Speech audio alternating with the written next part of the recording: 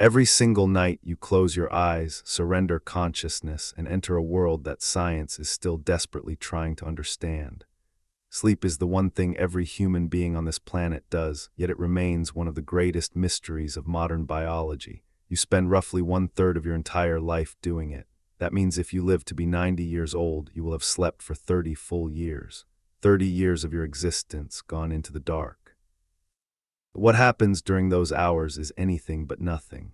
What happens when you sleep is so extraordinary, so complex, so vital to your survival that going without it will kill you faster than going without food. This is the story of sleep. This is everything you never knew about the most important thing your body does every single day of your life. Please let us know in the comments where you are watching this video and what time you are watching it. And be sure to subscribe to the channel for future videos. Now let us begin. Sleep is not simply the absence of wakefulness. For centuries, that is exactly what people believed. They thought sleep was a passive state, that the brain simply turned off like a lamp, and that nothing meaningful occurred until the eyes opened again in the morning. That belief could not have been more wrong. Sleep is an intensely active process. Your brain, during certain stages of sleep, is actually more active than it is when you are awake. Neurons fire in elaborate patterns, chemicals flood through neural pathways, and entire systems within your body activate to perform functions that can only happen when you are unconscious. Sleep is not rest in the way most people imagine it. Sleep is work. It is the most important work your body performs, and it does it every single night without you ever being aware of it. The story of how we came to understand sleep is a story of relatively recent discovery. For most of human history, sleep was a total enigma. Ancient civilizations had their own explanations. The Greeks believed that sleep was governed by the god Hypnos, whose very name gives us the modern word hypnosis. The Romans connected sleep to somnus, from which we derive the word somnolence. In ancient Egypt, sleep was considered a small death, a temporary departure of the soul from the body, which is why the Egyptians took dreaming so seriously, believing it to be a message from the divine. But none of these civilizations had any scientific understanding of what was actually happening inside the sleeping brain. That understanding would not begin to emerge until the 20th century. The breakthrough came in the 1920s, when a German psychiatrist named Hans Berger invented the electroencephalogram, or EEG. For the first time in human history, scientists could measure the electrical activity of a living human brain. Berger placed electrodes on the scalps of his subjects and recorded the tiny electrical impulses their brains produced. What he discovered was revolutionary. The brain did not simply go quiet during sleep. Instead, it produced distinct and measurable patterns of electrical activity that changed throughout the night. This single discovery opened the door to everything we now know about the science of sleep, and it revealed that sleep is not one uniform state, but a complex series of stages that the brain cycles through in a precise and predictable order. We now know that sleep is divided into two fundamental categories. The first is called non-rapid eye movement sleep, often shortened to non-REM sleep. The second is called rapid eye movement sleep, or REM sleep. These two types of sleep are as different from each other as they are from wakefulness itself. They involve different brain wave patterns, different levels of muscle activity, different chemical environments within the brain, and they serve entirely different biological purposes. Every night, your brain alternates between these two types of sleep in cycles that last roughly 90 minutes each. Over the course of a typical night, you will complete 4 to 6 of these cycles, and the composition of each cycle changes as the night progresses. Non-REM sleep itself is divided into 3 distinct stages. The first stage is the lightest form of sleep. It is the transitional phase between wakefulness and sleep, and it typically lasts only a few minutes. During this stage, your brain waves slow down from the fast, irregular patterns of wakefulness to slower, more rhythmic patterns called theta waves. Your muscles begin to relax, your heart rate starts to drop, your breathing becomes more regular. You can be easily awakened during this stage, and if you are, you might not even realize you were asleep at all. Many people experience what are called hypnic jerks during this stage, those sudden, involuntary muscle spasms that feel like you are falling. Scientists believe these jerks occur because your brain is in a transitional state and momentarily misinterprets the relaxation of your muscles as a signal that you are falling, triggering a reflexive response to catch yourself. Nearly 70% of all people experience these jerks at some point in their lives, and they are completely harmless. The second stage of non-REM sleep is deeper than the first. This is where you spend the majority of your total sleep time, roughly 45 to 55% of the entire night. During this stage, your brain waves continue to slow, but they are punctuated by two distinctive features. The first is called a sleep spindle, a sudden burst of rapid brain activity that lasts for about 1 to 2 seconds. Sleep spindles are believed to play a critical role in memory consolidation, acting as a mechanism by which your brain transfers information from short-term memory to long-term storage. The second distinctive feature is called a K-complex, a large, slow wave that appears to help protect sleep by suppressing the brain's response to external stimuli. In other words, K-complexes help keep you asleep by preventing your brain from reacting to noises or other disturbances in your environment. Together, sleep spindles and K-complexes make the second stage of non-REM sleep a vital period for cognitive function and learning. The third stage of non-REM sleep is the deepest and most restorative form of sleep. This is often called slow-wave sleep or deep sleep, and it is characterized by large, slow brain waves called delta waves. During this stage, your body enters its most profound state of physical restoration. Growth hormone is released in significant quantities, tissue repair accelerates, the immune system strengthens, and energy stores are replenished. This is the stage of sleep that leaves you feeling truly rested when you wake up in the morning, and it is the stage that is most difficult to be awakened from. If someone wakes you during deep sleep, you will likely feel groggy, disoriented, and confused, a state known as sleep inertia that can last for several minutes or even longer. Deep sleep is most abundant during the first half of the night, which is why the early hours of sleep are so crucial for physical recovery. Then there is REM sleep, and this is where things become truly extraordinary. REM sleep was not even discovered until 1953, when a graduate student named Eugene Aserinsky, working in the laboratory of Nathaniel Kleitman at the University of Chicago, noticed that sleeping subjects periodically exhibited rapid, darting movements of the eyes beneath their closed eyelids. When subjects were awakened during these periods, they almost always reported vivid, elaborate dreams. This was the discovery of REM sleep, and it fundamentally changed our understanding of both sleep and dreaming. During REM sleep, the brain becomes remarkably active. Brain wave patterns during REM closely resemble those of a fully awake brain, which is why REM is sometimes called paradoxical sleep. The paradox is that the brain is intensely active while the body is almost completely paralyzed. This paralysis, known as REM atonia, is caused by the brainstem actively inhibiting the motor neurons that control voluntary muscle movement. The evolutionary purpose of this paralysis is clear. It prevents you from physically acting out your dreams. Without REM atonia, you would thrash, kick, punch, run, and scream in your sleep as your brain conjured the vivid imagery of dreams. In rare cases, this paralysis mechanism fails, leading to a condition called REM sleep behavior disorder, in which people do physically act out their dreams, sometimes with violent and dangerous consequences. REM sleep is where most dreaming occurs, although dreaming can happen during other stages as well. The dreams that occur during REM tend to be the most vivid, emotional, and narrative in nature. They often involve complex scenarios, intense emotions, and bizarre, illogical events that seem perfectly normal within the context of the dream itself. The reason for this is that during REM sleep, certain regions of the brain are highly active while others are suppressed. The visual cortex and the limbic system, which governs emotions, are extremely active, which is why dreams are so visual and so emotional. But the prefrontal cortex, the part of the brain responsible for logical thinking, rational judgment, and self-awareness, is largely shut down. This is why you rarely question the absurdity of a dream while you are in it. Your brain's capacity for critical thinking is essentially offline. The proportion of REM sleep changes dramatically across a human lifetime, and this is one of the most fascinating aspects of sleep science. A newborn baby spends roughly 50% of its total sleep time in REM sleep, which amounts to about 8 hours per day.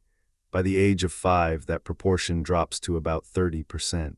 By adulthood, REM sleep accounts for roughly 20 to 25% of total sleep time. By old age, it may drop even further. Scientists believe that the enormous amount of REM sleep in infancy is related to brain development. During REM, the brain appears to be building and strengthening neural connections at a furious pace, laying down the foundational wiring that will support learning, memory, and cognition for the rest of the individual's life. Animal studies have shown that depriving newborn animals of REM sleep leads to significant developmental abnormalities in the brain, suggesting that REM is not merely beneficial for early brain development, but absolutely essential. Now let us talk about what controls sleep, because your body does not simply decide to sleep at random. Sleep is governed by two distinct biological systems that work together to determine when you feel sleepy and when you feel awake. The first system is called the circadian rhythm, an internal biological clock that operates on a roughly 24-hour cycle. The word circadian comes from the Latin word circa, meaning about, and dies, meaning day. Your circadian rhythm is controlled by a tiny cluster of neurons in the brain called the suprachiasmatic nucleus, located in the hypothalamus directly above the point where the optic nerves cross. This small cluster of about 20,000 neurons acts as the master clock for your entire body, coordinating not just sleep and wakefulness, but also body temperature, hormone release, metabolism, and dozens of other physiological processes. Your circadian rhythm is powerfully influenced by light. When light enters your eyes, specialized cells in the retina called intrinsically photosensitive retinal ganglion cells detect it and send signals directly to the suprachiasmatic nucleus. These cells are particularly sensitive to blue light, which is the wavelength of light most abundant in natural sunlight. When the suprachiasmatic nucleus receives signals indicating bright light, it interprets this as daytime and promotes wakefulness. When light levels diminish, as they do in the evening, the suprachiasmatic nucleus signals the pineal gland to begin producing melatonin, a hormone that promotes sleepiness. Melatonin levels typically begin to rise in the early evening, peak in the middle of the night, and decline toward morning, creating a chemical signal that helps regulate the timing of sleep. This is why exposure to artificial light in the evening, particularly the blue light emitted by smartphones, tablets, computers, and televisions, can disrupt sleep. When you stare at a screen late at night, the blue light tricks your suprachiasmatic nucleus into believing it is still daytime, suppressing melatonin production and delaying the onset of sleepiness. Studies have shown that using electronic devices for even 2 hours before bed can reduce melatonin levels by as much as 22% and delay the circadian clock by as much as 90 minutes. This means that even if you go to bed at your usual time, your brain may not be physiologically ready for sleep, leading to difficulty falling asleep and reduced sleep quality.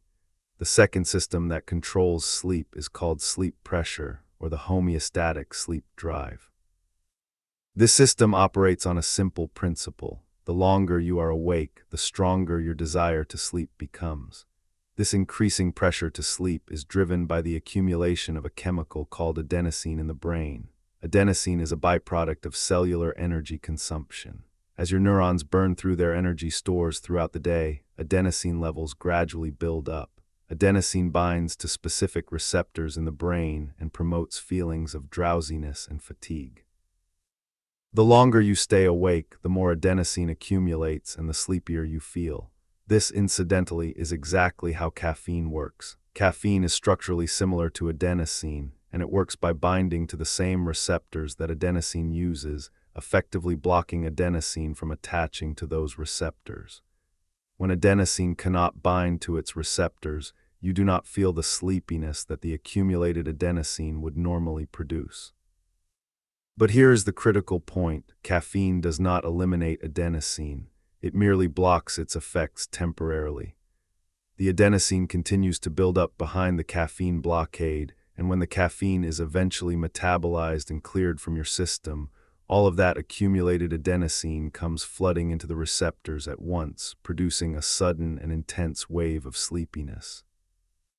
This is the caffeine crash that so many people experience, and it is a direct consequence of the homeostatic sleep drive reasserting itself. The half-life of caffeine in the human body is approximately 5 to 7 hours, meaning that if you drink a cup of coffee containing 200 milligrams of caffeine at noon, by 6 in the evening, there is still roughly 100 milligrams of caffeine circulating in your system. By midnight, there may still be 50 milligrams, enough to significantly disrupt sleep architecture even if you feel like you fall asleep without difficulty. Studies have shown that caffeine consumed even 6 hours before bedtime can reduce total sleep time by more than 1 hour and can significantly decrease the amount of deep sleep obtained, even if the person is unaware of any sleep disruption. When sleep pressure and the circadian rhythm are properly aligned, they work together seamlessly. You feel alert and energetic during the day, and you feel increasingly sleepy as evening approaches. But when these two systems become misaligned, the consequences can be severe. This is exactly what happens with jet lag. When you travel rapidly across time zones, your circadian rhythm remains locked to the time zone you left, while the external environment operates on a completely different schedule. Your internal clock says it is midnight, but the sun is shining brightly. Or your internal clock says it is noon, but the world around you is dark.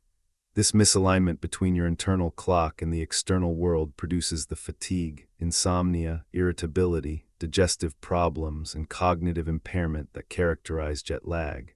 It typically takes about 1 day per time zone crossed for the circadian rhythm to fully adjust, which is why crossing many time zones at once can produce jet lag that lasts for over a week. A similar misalignment occurs with shift work. People who work night shifts and try to sleep during the day are fighting against their circadian rhythm, which is powerfully promoting wakefulness during daylight hours. Even if a night shift worker manages to sleep during the day, the quality of that sleep is typically inferior to nighttime sleep because the circadian rhythm is actively working against the process. Long-term shift work has been associated with a wide range of health problems, including increased risk of cardiovascular disease, metabolic disorders, certain types of cancer, and mental health conditions. The World Health Organization has classified night shift work as a probable carcinogen, partly because of its disruption of the circadian system and its suppression of melatonin, which has anti-cancer properties. Now, a question that almost everyone has asked at some point: how much sleep do you actually need? The answer depends on your age, and the differences are dramatic. Newborns need 14 to 17 hours of sleep per day. Infants need 12 to 15 hours. Toddlers need 11 to 14 hours. Preschoolers need 10 to 13 hours. School-aged children need 9 to 11 hours. Teenagers need 8 to 10 hours. Adults need 7 to 9 hours. And older adults, those over 65, need 7 to 8 hours. These recommendations come from extensive research and represent the amount of sleep needed for optimal health and functioning. They are not suggestions or ideals to aspire to. They are biological requirements as fundamental to health as proper nutrition and adequate hydration. Yet despite these clear requirements, a staggering proportion of the population regularly fails to get enough sleep. Surveys consistently show that roughly 1 in 3 adults sleeps fewer than 7 hours per night. Among teenagers, the situation is even worse, with studies indicating that only about 15% of adolescents regularly get the recommended 8 to 10 hours. The consequences of this widespread sleep deprivation are far more serious than most people realize, and they extend far beyond simply feeling tired the next day. Let us talk about what happens to your brain when you do not get enough sleep. The effects begin after just a single night of inadequate sleep. After sleeping only 6 hours instead of 8, your attention, concentration, and reaction time are measurably impaired. After sleeping only 4 hours, the impairment is comparable to being legally intoxicated. Studies have shown that being awake for 17 to 19 consecutive hours produces cognitive impairment equivalent to having a blood alcohol concentration of 0.05%. Being awake for 24 consecutive hours produces impairment equivalent to a blood alcohol concentration of 0.10%, which exceeds the legal limit for driving in all 50 states. This means that a person who has been awake for a full day is functionally as impaired as someone who is legally drunk, and yet there are no laws against driving while sleep-deprived the way there are laws against driving while intoxicated.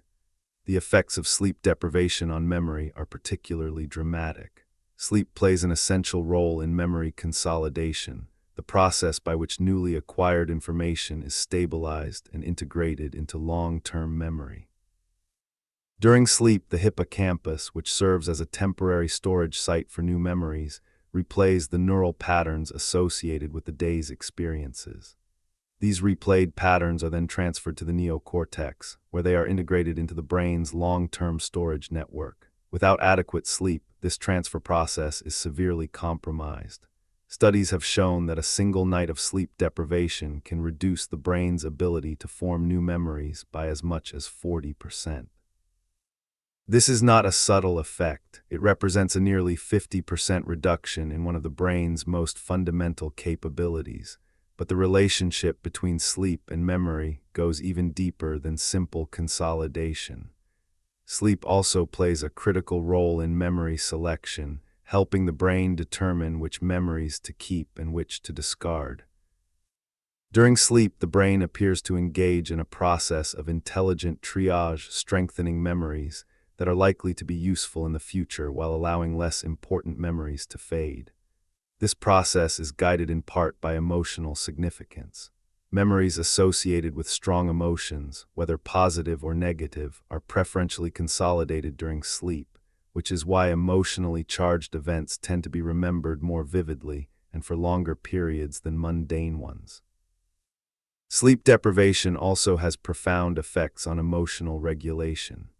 The amygdala, the brain's emotional center, becomes hyperactive when you are sleep-deprived, producing exaggerated emotional responses to both positive and negative stimuli. At the same time, the prefrontal cortex, which normally modulates and controls the amygdala's responses, becomes less active, weakening the brain's ability to regulate emotions. The result is a brain that is simultaneously more emotionally reactive and less able to control those reactions.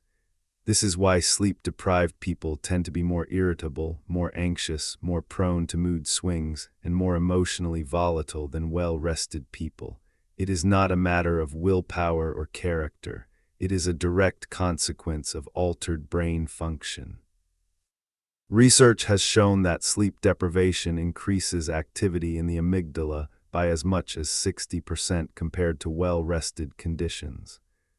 This heightened emotional reactivity has been linked to a wide range of psychological problems, from difficulty maintaining relationships to increased risk of depression and anxiety disorders. In fact, the relationship between sleep and mental health is so strong that some researchers now believe sleep disruption is not merely a symptom of mental illness, as was traditionally assumed, but may actually be a contributing cause.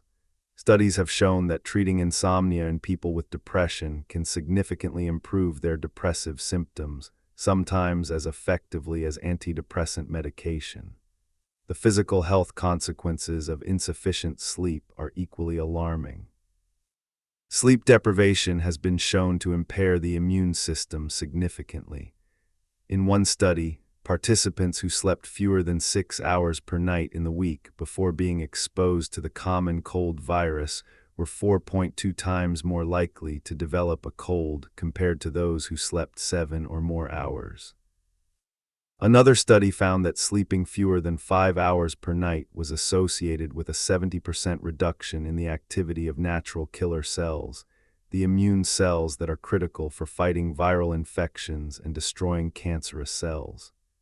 This reduction in immune function occurs after just a single night of shortened sleep, and it accumulates with chronic sleep deprivation, leaving the body increasingly vulnerable to infection and disease. The cardiovascular consequences of poor sleep are equally concerning. Large-scale epidemiological studies have consistently shown that sleeping fewer than 6 hours per night is associated with a significant increase in the risk of heart attack, stroke, and cardiovascular disease. One mechanism behind this association involves blood pressure. During healthy sleep, blood pressure naturally decreases by 10 to 20%, a phenomenon known as nocturnal dipping. This nightly drop in blood pressure gives the cardiovascular system a period of rest and recovery. When sleep is curtailed or disrupted, this nocturnal dipping does not occur adequately, keeping blood pressure elevated throughout the night and increasing the cumulative strain on the heart and blood vessels. There is a natural experiment that dramatically illustrates this cardiovascular effect, and it happens twice every year. When clocks are set forward in the spring and people lose 1 hour of sleep, hospitals report a significant spike in heart attacks in the days that follow. Conversely, when clocks are set back in the fall and people gain an extra hour of sleep, there is a measurable decrease in heart attacks. A single hour of lost or gained sleep is enough to produce statistically significant changes in cardiovascular events across an entire population. This finding underscores just how sensitive the cardiovascular system is to even modest changes in sleep duration. Sleep deprivation also wreaks havoc on the body's metabolic systems. When you do not get enough sleep, your body's ability to regulate blood sugar is severely compromised. Studies have shown that sleeping only 4 hours per night for just 6 consecutive nights produces a prediabetic level of blood sugar dysregulation in otherwise healthy young adults. The mechanisms behind this effect involve changes in hormone levels. Sleep deprivation increases levels of cortisol, a stress hormone that raises blood sugar, while simultaneously reducing the sensitivity of cells to insulin, the hormone that allows cells to absorb glucose from the bloodstream. The result is higher blood sugar levels and a greater risk of developing type 2 diabetes. Sleep deprivation also disrupts the hormones that regulate appetite. 2 hormones are particularly important in this regard. The first is leptin, a hormone produced by fat cells that signals satiety, telling your brain that you have eaten enough and do not need more food. The second is ghrelin, a hormone produced by the stomach that signals hunger, telling your brain that you need to eat. When you are sleep deprived, leptin levels decrease and ghrelin levels increase, creating a hormonal environment that promotes overeating. Studies have shown that sleeping fewer than 6 hours per night increases ghrelin by roughly 15% and decreases leptin by roughly 15%, effectively flipping the hormonal switches that control hunger and satiety in exactly the wrong direction. This is compounded by the fact that sleep deprivation also increases activity in the brain's reward centers in response to food, particularly high-calorie, high-carbohydrate foods. The combination of increased hunger, decreased satiety, and heightened craving for unhealthy foods creates a perfect storm for weight gain, which is why chronic sleep deprivation is strongly associated with obesity. The relationship between sleep and weight is not merely correlational. Controlled experiments have demonstrated a direct causal link. In one study, participants who were limited to 5.5 hours of sleep per night consumed an average of 300 additional calories per day compared to when they were allowed to sleep 8.5 hours. Over the course of a week, that amounts to over 2,000 extra calories, enough to produce significant weight gain if sustained over time. Other studies have shown that sleep-deprived individuals not only eat more but also make different food choices, gravitating toward foods that are higher in sugar, fat, and overall caloric density. The impact of sleep on physical performance is something that athletes and coaches are increasingly recognizing. Sleep is when the body repairs and builds muscle tissue, replenishes energy stores, and releases growth hormone. Athletes who get insufficient sleep show measurable declines in speed, accuracy, reaction time, and endurance. A landmark study conducted with college basketball players found that extending sleep to 10 hours per night for 5 to 7 weeks resulted in significant improvements in sprint times, free throw accuracy, three-point shooting accuracy, and overall ratings of physical and mental well-being during games. The players ran faster, shot more accurately, and felt better, all simply by sleeping more. Similar findings have been reported in studies of swimmers, tennis players, football players, and other athletes across a wide range of sports. Injuries are also more common among sleep-deprived athletes. One study of adolescent athletes found that those who slept fewer than 8 hours per night were 1.7 times more likely to suffer an injury compared to those who slept 8 or more hours. The mechanisms behind this increased injury risk include impaired reaction time, reduced coordination, decreased muscle recovery, and compromised decision-making, all of which are consequences of inadequate sleep. Many professional sports organizations have begun to take sleep so seriously that they employ sleep coaches and design travel schedules specifically to minimize sleep disruption. Now let us explore one of the most fascinating functions of sleep, one that was only discovered relatively recently. During sleep, the brain undergoes a remarkable cleaning process that removes toxic waste products accumulated during waking hours. This cleaning system is called the glymphatic system, and it was first described by scientists at the University of Rochester in 2013.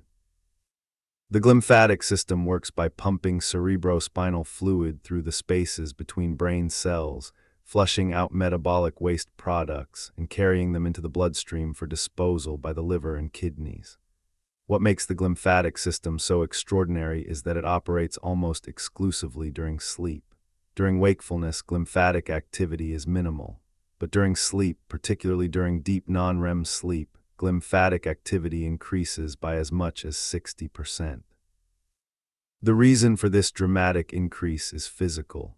During sleep, the glial cells that surround neurons actually shrink by about 60%, widening the interstitial spaces between brain cells and allowing cerebrospinal fluid to flow through more freely and efficiently. It is as if the brain physically opens up its drainage channels at night to allow for thorough cleaning. One of the primary waste products removed by the glymphatic system is beta amyloid, a protein that forms the plaques found in the brains of people with Alzheimer's disease. Studies have shown that even a single night of sleep deprivation leads to a measurable increase in beta amyloid levels in the brain. Chronic sleep deprivation leads to cumulative accumulation of this protein, which may contribute to the development of Alzheimer's disease and other forms of dementia over time. This discovery has led to a provocative hypothesis that the epidemic of Alzheimer's disease in modern society may be partly attributable to the epidemic of chronic sleep deprivation. While this hypothesis is still being investigated, the evidence connecting poor sleep to neurodegeneration is growing stronger with each passing year. Let us shift our attention now to dreams, because no discussion of sleep would be complete without exploring this most mysterious and captivating aspect of the sleeping experience. Every human being dreams. Even people who claim they never dream are in fact dreaming. They simply do not remember their dreams upon waking. The average person spends roughly 2 hours dreaming each night, which adds up to approximately 6 years of dreaming over a typical lifetime. That is 6 years spent in a world created entirely by your own mind, a world that can be beautiful, terrifying, bizarre, mundane, exhilarating, or profoundly moving. The content of dreams has fascinated human beings for as long as recorded history exists. The ancient Egyptians believed that dreams were messages from the gods and employed professional dream interpreters who served in temples. The ancient Greeks built special temples called Asclepions where the sick would go to sleep, hoping to receive healing visions in their dreams. Aristotle wrote about dreams, noting that they often incorporated sensory experiences from waking life, but it was not until the 20th century that dreams became the subject of serious scientific investigation. Sigmund Freud, the founder of psychoanalysis, published his landmark work, The Interpretation of Dreams, in 1899. Freud proposed that dreams were the royal road to the unconscious, a window into the hidden desires, fears, and conflicts that the conscious mind suppressed during waking life. According to Freud, every dream had a latent content, a hidden meaning that could be uncovered through careful analysis. While Freud's specific theories about dream content have largely fallen out of favor in modern psychology, his broader insight that dreams are meaningful psychological events worthy of serious study has endured. Modern neuroscience has revealed that dreams serve several important functions. One of the most well-supported theories is that dreaming plays a role in emotional processing and regulation. During REM sleep, when most vivid dreaming occurs, the brain processes and integrates emotional experiences from waking life. Studies have shown that the emotional tone of dreams tends to shift over the course of the night. Dreams earlier in the night are more likely to incorporate recent, emotionally charged events, while dreams later in the night tend to be more abstract and less emotionally intense. This suggests that the brain is actively working through emotional material during sleep, gradually processing and integrating it in a way that reduces its emotional intensity.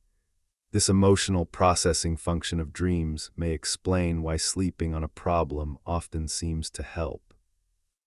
When you go to sleep troubled by an emotional situation and wake up feeling better about it, this is not merely the passage of time at work. It is the active emotional processing that occurs during REM dreaming. Studies have shown that REM sleep specifically is critical for this emotional resolution. Participants who are deprived of REM sleep show impaired emotional processing and are more likely to maintain heightened emotional reactions to negative experiences compared to those who get adequate REM sleep. Another fascinating aspect of dreaming is that dreams appear to play a role in creative problem solving. History is filled with famous examples of breakthroughs that occurred during sleep. The chemist Auguste Kekulé reportedly discovered the ring structure of benzene after dreaming of a snake biting its own tail. The inventor Elias Howe is said to have solved a critical design problem with the sewing machine after a dream in which spears with holes in their tips were thrust at him. Paul McCartney has said that the melody for the song Yesterday came to him in a dream. While individual anecdotes do not constitute scientific evidence, laboratory studies have confirmed that sleep, and REM sleep in particular, enhances creative problem solving. In one study, participants were given a series of word puzzles and then either allowed to sleep or kept awake. Those who slept, especially those who experienced REM sleep, were significantly more likely to discover hidden patterns and solutions in the puzzles upon retesting. The brain appears to accomplish this creative enhancement through a process called memory reactivation and recombination. During sleep, the brain replays and recombines memories and knowledge in novel ways, creating new associations and connections that may not have been apparent during waking thought. This process of recombination is facilitated by the loosened cognitive constraints of sleep, particularly during REM, when the prefrontal cortex's rigid executive control is relaxed. Freed from the constraints of logical linear thinking, the sleeping brain can make wild, unexpected connections between seemingly unrelated pieces of information, and some of those connections turn out to be genuinely insightful. Not all dreams are pleasant, of course. Nightmares are a common and sometimes deeply distressing aspect of sleep. Nightmares are defined as extremely disturbing dreams that typically occur during REM sleep and cause the dreamer to wake up feeling frightened, anxious, or upset.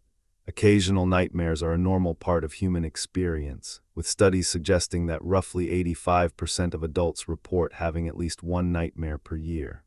But for some people, nightmares are frequent and severe enough to constitute a clinical disorder. Nightmare disorder affects an estimated 2 to 8% of the general population and is characterized by recurrent nightmares that cause significant distress or impairment in daily functioning. The causes of nightmares are varied. Stress, anxiety, trauma, certain medications, substance withdrawal, and sleep deprivation can all increase the frequency and intensity of nightmares. Post-traumatic stress disorder is particularly strongly associated with nightmares, with as many as 80% of people with PTSD reporting frequent, distressing nightmares that often involve a replaying or re-experiencing of the traumatic event. These nightmares can be so severe that they lead to a fear of going to sleep, creating a vicious cycle of sleep deprivation and worsening psychological symptoms.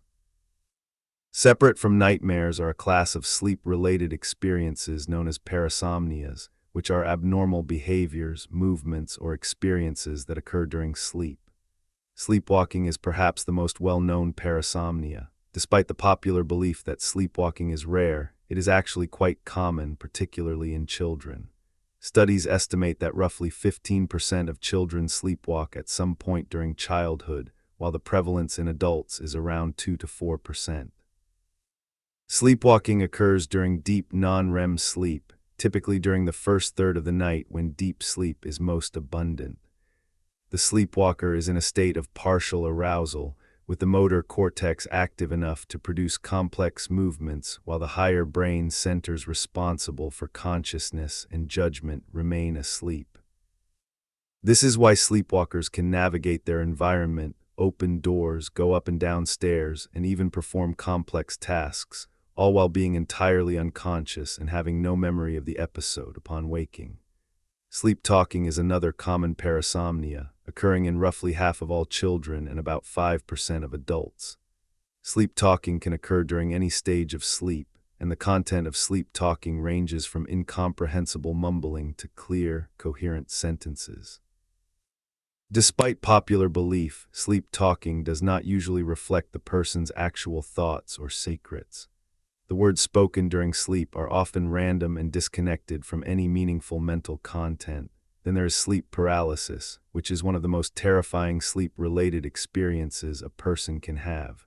Sleep paralysis occurs when the brain wakes up from REM sleep, but the body remains in the state of paralysis that normally accompanies REM. The person is fully conscious and aware of their surroundings, but completely unable to move or speak. This experience is often accompanied by vivid hallucinations, typically of a threatening presence in the room, a weight on the chest, or a feeling of suffocation. Sleep paralysis episodes usually last only a few seconds to a couple of minutes, but the experience can feel much longer and is often profoundly frightening. Approximately 8% of the general population experiences sleep paralysis at least once in their lifetime, with higher rates among students, psychiatric patients, and people with disrupted sleep schedules. Throughout history, sleep paralysis has been interpreted through the lens of supernatural belief. In many cultures, the experience was attributed to demons, ghosts, or evil spirits that sat on the chest of the sleeping person. The word nightmare itself derives from the Old English word mare, referring to an evil spirit or goblin that was believed to sit on a sleeper's chest and cause feelings of suffocation. The incubus and succubus of medieval European folklore, the kanashibari of Japanese tradition, and the old hag of Newfoundland folklore are all cultural interpretations of the same fundamental neurological phenomenon, sleep paralysis with hypnopompic hallucinations. Let us now turn to the question of sleep disorders, because for millions of people, getting a good night's sleep is not simply a matter of going to bed on time and closing their eyes. Sleep disorders are medical conditions that disrupt normal sleep patterns, and they are far more common than most people realize. There are over 80 recognized sleep disorders, and they collectively affect a substantial portion of the population. The most common sleep disorder is insomnia, which is characterized by difficulty falling asleep, difficulty staying asleep, or waking up too early and being unable to return to sleep. Chronic insomnia, defined as insomnia that occurs at least 3 nights per week for 3 months or more, affects approximately 10 to 15% of the adult population. Insomnia can be caused by a wide range of factors, including stress, anxiety, depression, medical conditions, medications, poor sleep habits, and environmental factors. The consequences of chronic insomnia extend far beyond daytime fatigue and include increased risk of depression, anxiety disorders, cardiovascular disease, and impaired cognitive function. One of the most pernicious aspects of chronic insomnia is that it can become self-perpetuating. A person who has difficulty sleeping begins to develop anxiety about sleep itself. They lie in bed worrying about whether they will be able to fall asleep, and this very worry activates the stress response, releasing cortisol and adrenaline, which are precisely the hormones that promote wakefulness and inhibit sleep. The bed and bedroom become associated with frustration and anxiety rather than relaxation and sleep, further reinforcing the cycle. This conditioned association between the bed and wakefulness is so powerful that insomnia sufferers often report sleeping better in unfamiliar environments, such as hotels or other people's homes, where these negative associations have not been established. The most effective treatment for chronic insomnia is not medication, but a form of psychotherapy called cognitive behavioral therapy for insomnia, or CBTI. This treatment addresses the thoughts, beliefs, and behaviors that perpetuate insomnia without the use of drugs. CBTI includes techniques such as sleep restriction, which limits the time spent in bed to match actual sleep time, thereby building up stronger sleep pressure. It includes stimulus control, which involves using the bed only for sleep and intimacy, getting out of bed when unable to sleep, and returning only when sleepy. It includes cognitive restructuring, which challenges unhelpful beliefs about sleep, such as the belief that you must get 8 hours of sleep or you will not be able to function.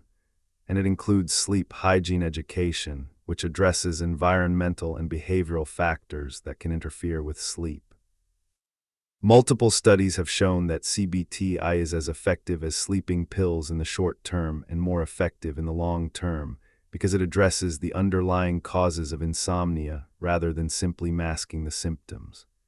Another extremely common sleep disorder is obstructive sleep apnea, which affects an estimated 25 million adults. Obstructive sleep apnea occurs when the muscles of the throat relax during sleep, causing the airway to narrow or close completely. When the airway closes, breathing stops for a period of 10 seconds or more. The brain, detecting the drop in oxygen, briefly arouses the sleeper just enough to reopen the airway and resume breathing. This cycle of airway collapse, oxygen deprivation, and brief arousal can repeat dozens or even hundreds of times per night, severely fragmenting sleep and preventing the sufferer from ever reaching the deeper, more restorative stages of sleep.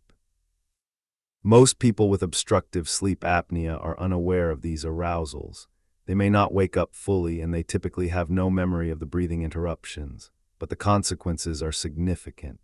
The repeated drops in blood oxygen stress the cardiovascular system, raising blood pressure and increasing the risk of heart attack, stroke, and atrial fibrillation. The severe sleep fragmentation produces excessive daytime sleepiness, difficulty concentrating, memory problems, and mood disturbances. Untreated severe sleep apnea has been associated with a 2 to 3-fold increase in the risk of all-cause mortality. The most common risk factor for obstructive sleep apnea is excess body weight, as fat deposits around the upper airway can narrow the breathing passage. However, sleep apnea can occur in people of any body type.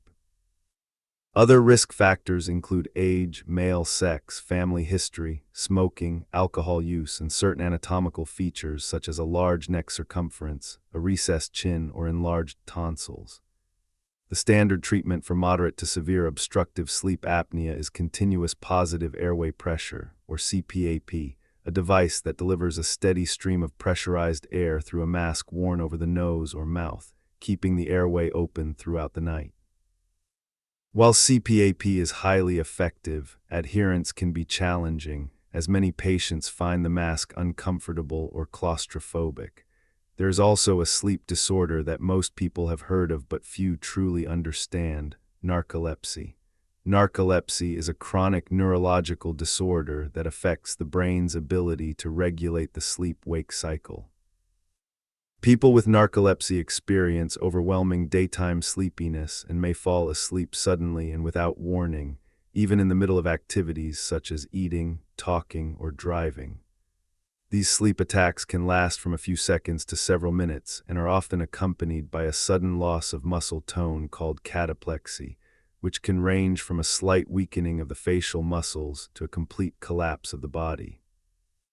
Cataplexy is typically triggered by strong emotions, particularly laughter, surprise, or anger. Narcolepsy is caused by the loss of a specific type of brain cell that produces a neurotransmitter called hypocretin, also known as orexin. Hypocretin is essential for maintaining stable wakefulness and preventing inappropriate transitions into sleep. In people with narcolepsy type 1, which is the form associated with cataplexy, approximately 90% of the hypocretin-producing neurons in the hypothalamus have been destroyed, probably by an autoimmune process. This loss of hypocretin destabilizes the boundary between sleep and wakefulness, causing elements of sleep, such as REM paralysis and dreaming, to intrude into waking life. This is why narcolepsy is so much more than just being sleepy. It is a fundamental breakdown in the brain's ability to maintain clear boundaries between the states of sleep and wakefulness. Narcolepsy affects roughly 1 in every 2,000 people, but it is widely underdiagnosed. The average time from symptom onset to diagnosis is approximately 7 years, during which many patients are misdiagnosed with depression, epilepsy, or other conditions. There is currently no cure for narcolepsy, but symptoms can be managed with medications that promote wakefulness and suppress cataplexy. Restless leg syndrome is another sleep disorder that affects a significant portion of the population, with estimates suggesting that between 5 and 15% of adults experience it to some degree. Restless leg syndrome is characterized by an uncomfortable sensation in the legs, often described as crawling, tingling, burning, or aching, that creates an irresistible urge to move the legs. These sensations typically occur in the evening or at night when the person is sitting or lying down, and they are temporarily relieved by movement. The result is significant difficulty falling asleep, as the person is unable to remain still long enough to drift off. Restless leg syndrome can be idiopathic, meaning it has no identifiable cause, or it can be associated with iron deficiency, kidney disease, pregnancy, or certain medications. As we explore the landscape of sleep disorders, it is worth noting that sleep problems are not distributed equally across the population. Women are more likely to suffer from insomnia than men, partly due to hormonal factors. Insomnia is particularly common during pregnancy, when hormonal changes, physical discomfort, and frequent urination can severely disrupt sleep. The postpartum period is another time of extreme sleep disruption, with new mothers averaging only about 4 hours of sleep per night in the first few weeks after delivery. Menopause is yet another period of heightened insomnia risk, as declining estrogen levels are associated with hot flashes, night sweats, and other symptoms that disrupt sleep. Sleep also changes dramatically with age. As people grow older, they tend to experience lighter sleep, more frequent awakenings during the night, and a shift in circadian timing that causes them to feel sleepy earlier in the evening and wake up earlier in the morning. The amount of deep sleep decreases significantly with age, and older adults may get little or no deep sleep at all. These changes are a normal part of aging, but they can contribute to the perception that older adults need less sleep. In reality, the need for sleep does not decrease substantially with age. What changes is the ability to obtain consolidated, high-quality sleep. One of the most important and often overlooked aspects of healthy sleep is consistency. Your circadian rhythm thrives on regularity. Going to bed and waking up at the same time every day, including weekends, helps maintain the alignment of your internal clock and promotes better sleep quality. When you stay up late and sleep in on weekends, a practice sometimes called social jet lag, you effectively shift your circadian rhythm by 1 or 2 hours, creating a misalignment that must be corrected when you return to your weekday schedule. This weekly cycle of disruption and readjustment takes a toll on sleep quality and has been associated with increased risk of metabolic and cardiovascular problems. The temperature of your sleeping environment is another factor that has a surprisingly large impact on sleep quality. Your body temperature naturally decreases as you prepare for sleep, dropping by about 1 to 2 degrees Fahrenheit from its daytime peak. This temperature drop is not merely a consequence of sleep, but is actually a trigger for it. Your brain interprets the decline in core body temperature as a signal that it is time to sleep. This is why a cool bedroom, ideally between 60 and 67 degrees Fahrenheit, promotes better sleep than a warm one. It is also why taking a warm bath before bed can paradoxically help you fall asleep faster. The warm water raises your body temperature, and when you get out of the bath, your body temperature drops rapidly as the heat dissipates from your skin. This rapid cooling mimics the natural temperature decline that occurs before sleep and sends a powerful signal to the brain that it is time to sleep. The position in which you sleep also has implications for health, although these are more nuanced than popular culture might suggest. Sleeping on your back allows the spine to rest in a neutral position and can reduce acid reflux, but it tends to worsen snoring and sleep apnea. Sleeping on your side is the most common position and is generally considered the best option for most people, particularly those with snoring, sleep apnea, or back pain. Sleeping on the left side may be particularly beneficial for people with acid reflux, as it positions the stomach below the esophageal sphincter, reducing the likelihood of acid flowing back into the esophagus. Sleeping on your stomach is generally considered the least ideal position because it forces the neck into a rotated position and can strain the spine, although some people find it more comfortable and sleep perfectly well in this position. The history of how humans have slept is itself a fascinating story. The modern concept of sleeping for a single, consolidated block of 8 hours is actually a relatively recent invention. Historical evidence suggests that before the Industrial Revolution and the widespread adoption of artificial lighting, many people practiced what is known as biphasic sleep or segmented sleep. They would go to bed shortly after dark, sleep for 3 to 4 hours, wake up for a period of 1 to 2 hours in the middle of the night, and then sleep for another 3 to 4 hours until morning. The period of wakefulness in the middle of the night was used for quiet activities such as reading, praying, reflecting, talking, or engaging in intimacy. References to this first sleep and second sleep pattern can be found in literature, court documents, medical texts, and personal diaries from across Europe and other parts of the world. The transition to the modern pattern of consolidated sleep was driven largely by the spread of artificial lighting, particularly gas lighting and later electric lighting, which extended the usable hours of the day and pushed bedtimes later. As people began going to bed later, the period of wakefulness between the two sleep periods was compressed and eventually eliminated. By the 20th century, the consolidated 8-hour sleep pattern had become the norm, and the earlier pattern of segmented sleep had been largely forgotten. Some researchers have suggested that the modern epidemic of middle-of-the-night insomnia may, in part, be a remnant of this ancestral sleep pattern, with people naturally waking in the middle of the night as their ancestors did, but interpreting this waking as a sleep disorder because it no longer fits the cultural expectation of continuous sleep. Napping is another aspect of sleep that has a long and varied history. Many cultures around the world have traditionally incorporated afternoon naps into the daily routine.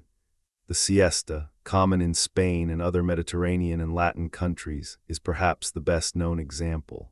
Napping has been shown to have significant cognitive benefits, particularly for alertness, mood, and performance. A NASA study of military pilots and astronauts found that a 26-minute nap improved alertness by 54% and performance by 34%. Other studies have shown that short naps of 10 to 20 minutes can improve reaction time, reduce fatigue, and enhance learning without producing the grogginess that often accompanies longer naps. However, the timing and duration of naps matter significantly. Napping too late in the day or for too long can interfere with nighttime sleep by reducing sleep pressure. Long naps, those lasting more than 30 minutes, can also lead to sleep inertia, the groggy, disoriented feeling that occurs when you wake from a deep stage of sleep.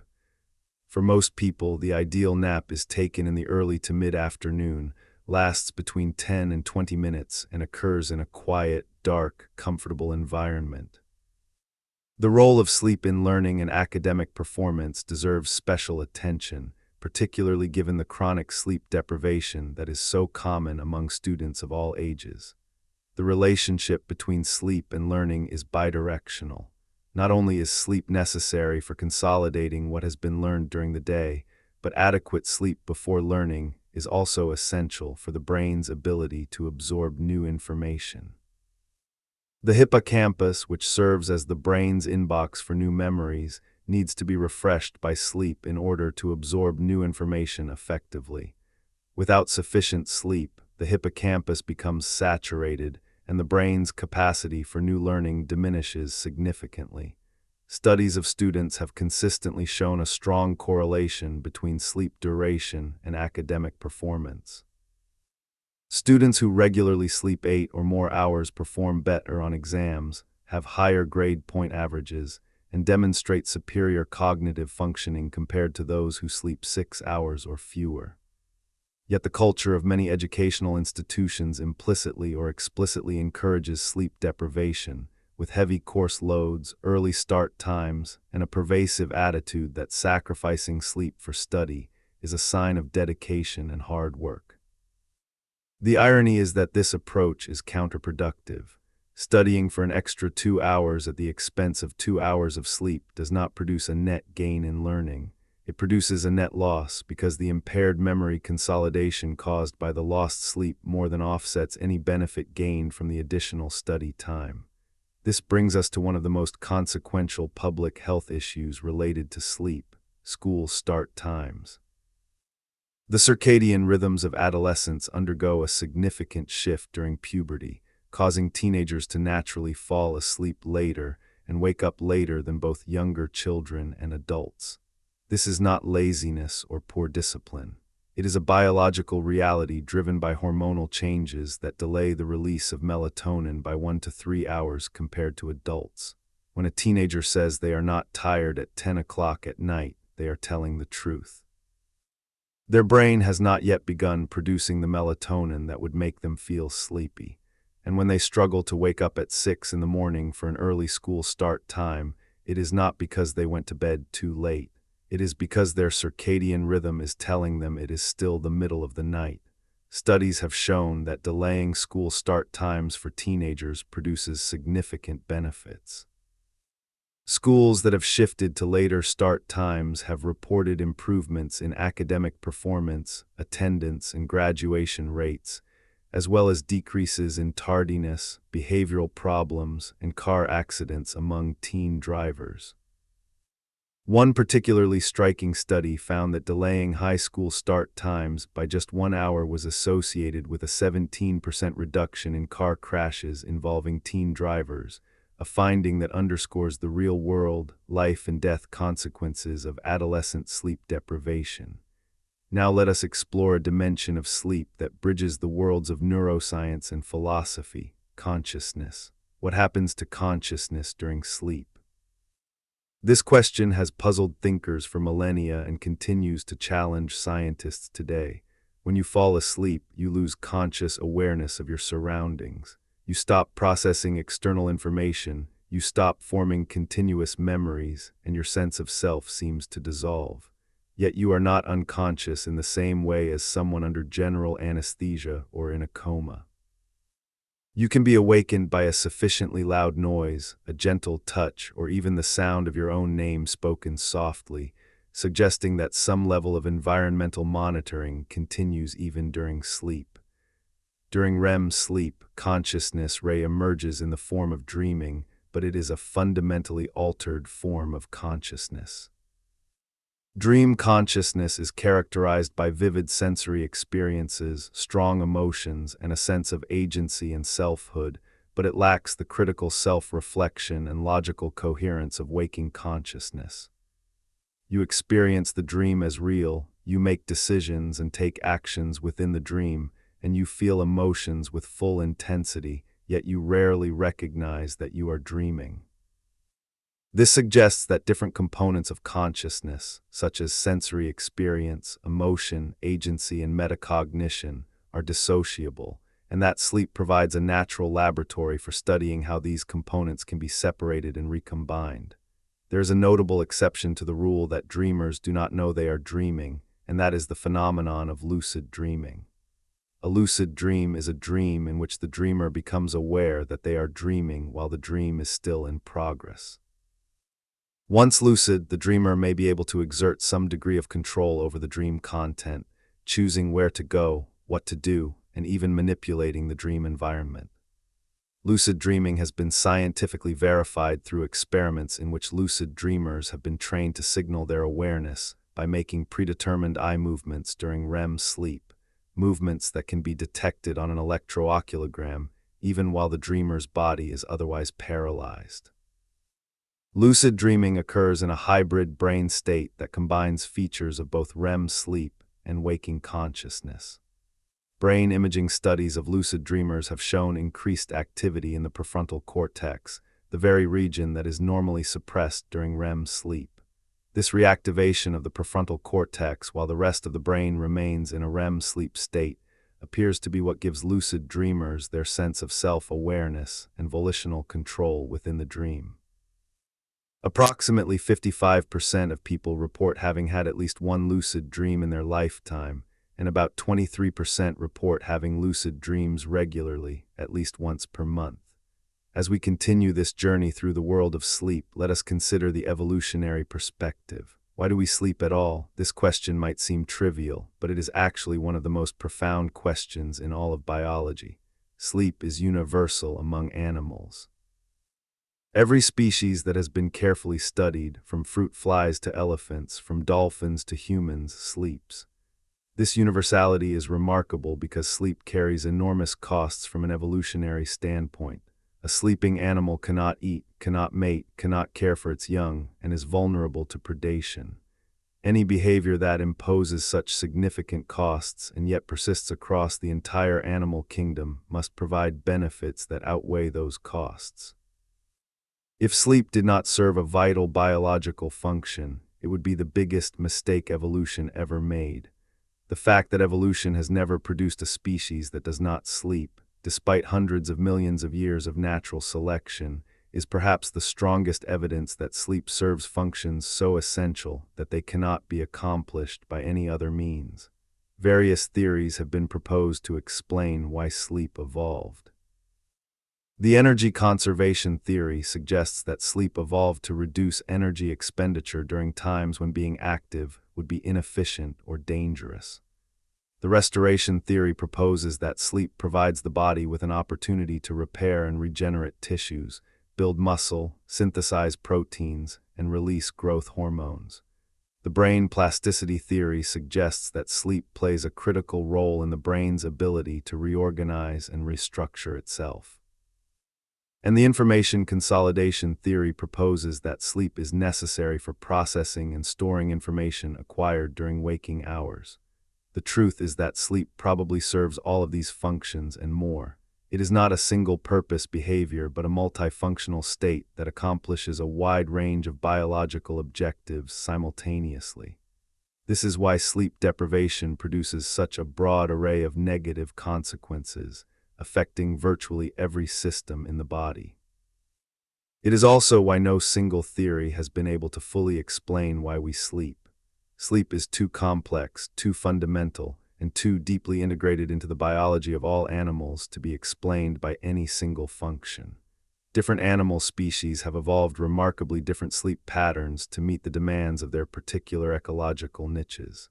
Dolphins and other cetaceans sleep with one hemisphere of the brain at a time, a phenomenon called unihemispheric sleep. This allows them to maintain enough awareness to surface for air and watch for predators even while sleeping. Migrating birds can also engage in unihemispheric sleep, allowing them to sleep while flying. Giraffes sleep only about 30 minutes per day, in short bursts of just a few minutes each, likely because their large size and vulnerability to predation make extended sleep periods too dangerous. Koalas, at the other extreme, sleep up to 22 hours per day, probably because their eucalyptus leaf diet provides so little energy that they must conserve it through extended sleep. Brown bats hold the record among mammals, sleeping nearly 20 hours per day. Human sleep, with its consolidated nocturnal pattern of 7 to 9 hours, is adapted to our evolutionary history as diurnal primates. Our ancestors were active during the day and slept at night, a pattern that aligned with our visual system, which is optimized for daylight conditions and with the reduced risk of predation offered by sleeping in elevated or sheltered locations during the dark hours. The consolidation of human sleep into a single long block, as opposed to the polyphasic sleep patterns seen in many other animals, may be related to our social structure and the demands of our complex cognitive functions, which require extended periods of uninterrupted sleep for optimal memory consolidation and brain maintenance. Before we conclude this first part of our exploration, let us consider one more remarkable aspect of sleep, its role in growth and development. Growth hormone, which is essential for physical growth, tissue repair, and metabolic regulation, is released primarily during deep non-REM sleep. In children and adolescents, the majority of growth hormone secretion occurs during sleep, which is why adequate sleep is absolutely critical for normal growth and development. Children who are chronically sleep-deprived may experience impaired growth, and studies have shown that children with sleep disorders that disrupt deep sleep can exhibit growth problems that resolve once the sleep disorder is treated. This connection between sleep and growth is not limited to children. In adults, growth hormone continues to play important roles in tissue repair, muscle maintenance, and metabolic health. Adults who get insufficient deep sleep may experience slower recovery from injuries, reduced muscle mass, and metabolic dysregulation. This is one of the reasons why deep sleep is so important for physical health at every age, and why factors that reduce deep sleep, such as alcohol consumption, aging, and certain medications, can have far-reaching health consequences. Sleep is also critical for the developing brain of infants and young children. During the first few years of life, the brain is undergoing explosive growth, forming trillions of synaptic connections that will serve as the foundation for all future learning and cognitive development. Much of this synaptic development occurs during sleep, particularly during REM sleep, which is why infants spend such a large proportion of their sleep time in the REM stage. Studies in both humans and animals have shown that sleep deprivation during critical developmental periods can lead to lasting changes in brain structure and function, underscoring the importance of adequate sleep for healthy neurodevelopment. The relationship between sleep and the immune system deserves further exploration because it is one of the most compelling examples of how sleep affects the entire body. During sleep, the immune system releases proteins called cytokines, some of which promote sleep and are needed in greater quantities when you have an infection, inflammation, or are under stress. Sleep deprivation decreases the production of these protective cytokines while also reducing the production of infection-fighting antibodies and cells. This is why you feel sleepier when you are sick. Your body is demanding more sleep in order to mount a stronger immune response against the pathogen. Fighting an infection while sleep-deprived is like trying to put out a fire while someone is turning off the water supply. The immune system's dependence on sleep has practical implications that most people do not consider. One striking example involves vaccination. Studies have shown that the effectiveness of vaccines is significantly influenced by sleep. In one study, participants who were restricted to 4 hours of sleep per night for the 6 nights surrounding the administration of a flu vaccine produced less than 50% of the normal antibody response compared to participants who slept normally. This means that the vaccine was less than half as effective in the sleep-deprived group. Similar results have been found with hepatitis A and hepatitis B vaccines.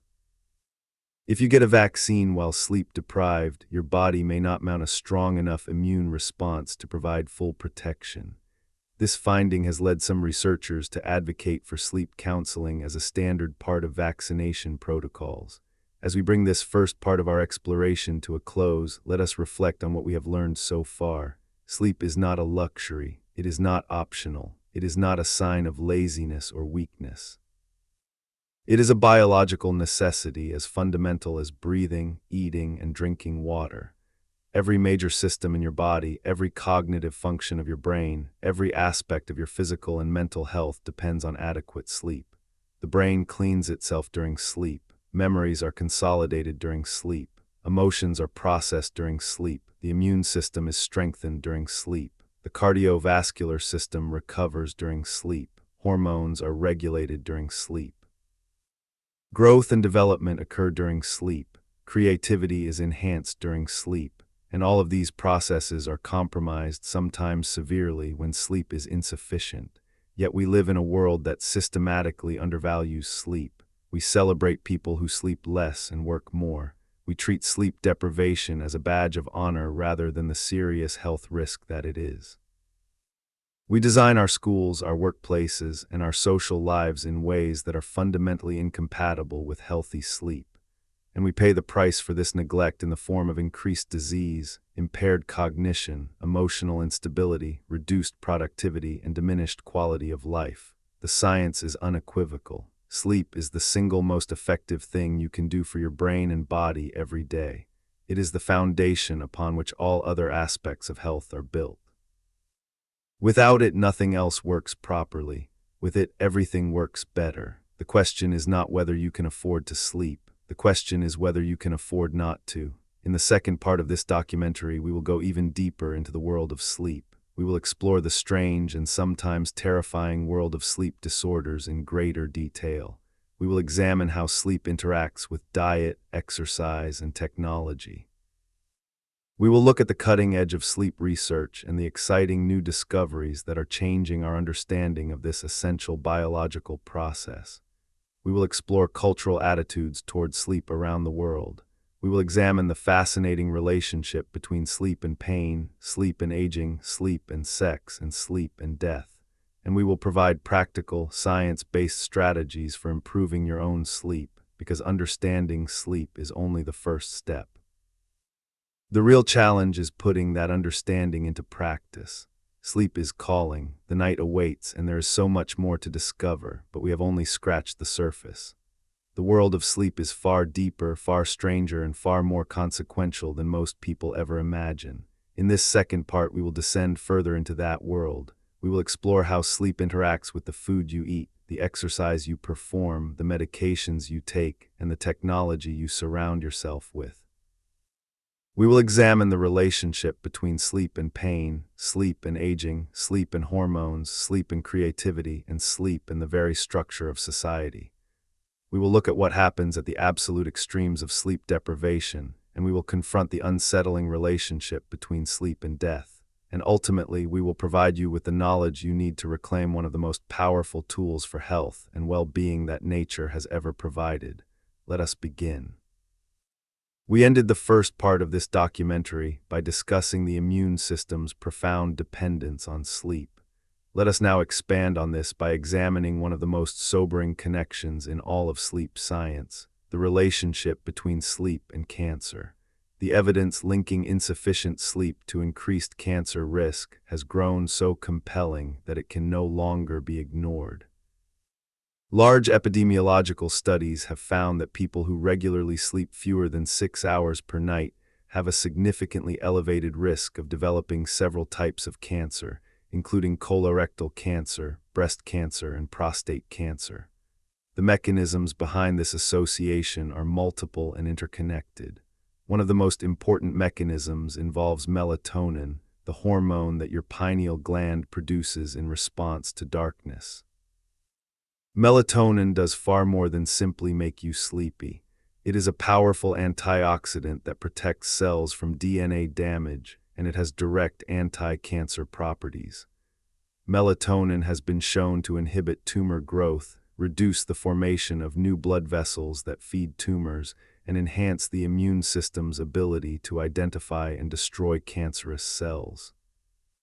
When sleep is disrupted or curtailed, melatonin production is suppressed, and the body loses one of its most important natural defenses against cancer. This is one of the reasons why night shift work has been classified as a probable carcinogen by the World Health Organization. Night shift workers are exposed to artificial light during the hours when their bodies should be producing melatonin, and this chronic suppression of melatonin has been linked to increased cancer rates. Studies of nurses who worked rotating night shifts for extended periods found significantly elevated rates of breast cancer. Similar findings have been reported in studies of other night shift workers across various industries. The cancer risk increases with the number of years spent working night shifts, suggesting a cumulative effect of chronic circadian disruption and melatonin suppression. Another mechanism linking sleep to cancer involves the immune system's natural killer cells, which we discussed briefly in the first part. Natural killer cells are a type of white blood cell that plays a critical role in identifying and destroying cells that have become cancerous. These cells patrol the body constantly, seeking out abnormal cells and eliminating them before they can multiply and form tumors. Sleep deprivation significantly reduces the number and activity of natural killer cells. After just one night of sleeping only 4 hours, natural killer cell activity drops by roughly 70%. This dramatic reduction in the body's cancer surveillance system, repeated night after night in people who chronically undersleep, may allow cancerous cells to escape detection and establish themselves as tumors. The relationship between sleep and the endocrine system extends far beyond melatonin and growth hormone. Sleep profoundly influences the regulation of cortisol, the primary stress hormone. Cortisol follows a distinct circadian pattern, with levels peaking in the early morning shortly after waking, a phenomenon called the cortisol awakening response, and then gradually declining throughout the day, reaching their lowest point around midnight. This pattern is essential for normal metabolic function, immune regulation, and cardiovascular health. Sleep deprivation disrupts this pattern, keeping cortisol levels elevated during the evening and nighttime hours when they should be at their lowest. Chronically elevated cortisol is associated with a wide range of health problems, including impaired immune function, increased abdominal fat storage, elevated blood pressure, insulin resistance, and accelerated aging. Sleep also plays a critical role in the regulation of reproductive hormones. In men, the majority of daily testosterone release occurs during sleep, particularly during REM sleep. Studies have shown that sleeping only 5 hours per night for 1 week reduces testosterone levels by 10 to 15%, an effect equivalent to aging 10 to 15 years in terms of testosterone production. Low testosterone is associated with reduced energy, decreased muscle mass, increased body fat, low libido, erectile dysfunction, and mood disturbances. The relationship between sleep and testosterone creates a vicious cycle because low testosterone itself can impair sleep quality, leading to further reductions in testosterone production. In women, sleep deprivation disrupts the hormones that regulate the menstrual cycle, including estrogen, progesterone, follicle-stimulating hormone, and luteinizing hormone. Women who work night shifts or who have chronic insomnia have been found to have higher rates of menstrual irregularity, more difficulty conceiving, and higher rates of miscarriage compared to women who sleep normally. The hormonal disruption caused by insufficient sleep can affect fertility at multiple levels, from ovulation to implantation to the maintenance of early pregnancy. For couples trying to conceive, optimizing sleep may be one of the most important and most overlooked steps they can take. Let us now turn to the fascinating and complex relationship between sleep and food. What you eat affects how you sleep, and how you sleep affects what you eat. This bidirectional relationship creates feedback loops that can either support healthy sleep and healthy eating or drive a downward spiral of poor sleep and poor nutrition. We discussed in the first part how sleep deprivation alters the hormones leptin and ghrelin, increasing hunger and promoting cravings for high-calorie foods. But the relationship goes deeper than hormones. Sleep deprivation also impairs the functioning of the prefrontal cortex, the brain region responsible for decision-making, impulse control, and long-term planning. When this region is compromised by lack of sleep, you are less able to resist food temptations, less able to make healthy dietary choices, and more likely to give in to cravings for sugary, fatty, and processed foods. Brain imaging studies have shown that sleep-deprived individuals exhibit increased activity in the brain's reward centers when shown images of high-calorie foods, and decreased activity in the prefrontal regions that would normally moderate these impulses. The sleep-deprived brain is essentially primed to seek out and consume the very foods that are most likely to cause weight gain and metabolic dysfunction. On the other side of this equation, what you eat during the day can significantly affect the quality of your sleep at night. Diets high in sugar and refined carbohydrates have been associated with lighter, more fragmented sleep and more frequent awakenings during the night. High sugar intake in particular has been linked to less time spent in deep, restorative slow-wave sleep and more time spent in lighter stages of sleep.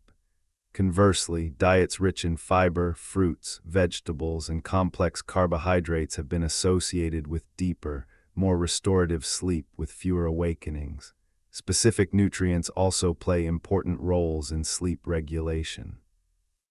Tryptophan, an amino acid found in foods such as turkey, chicken, eggs, cheese, nuts, and seeds, is a precursor to serotonin, which in turn is converted to melatonin.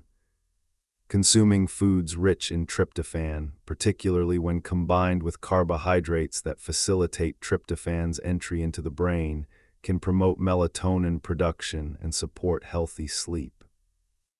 Magnesium, found in leafy green vegetables, nuts, seeds, and whole grains, plays a role in regulating the neurotransmitter GABA, which promotes relaxation and sleep.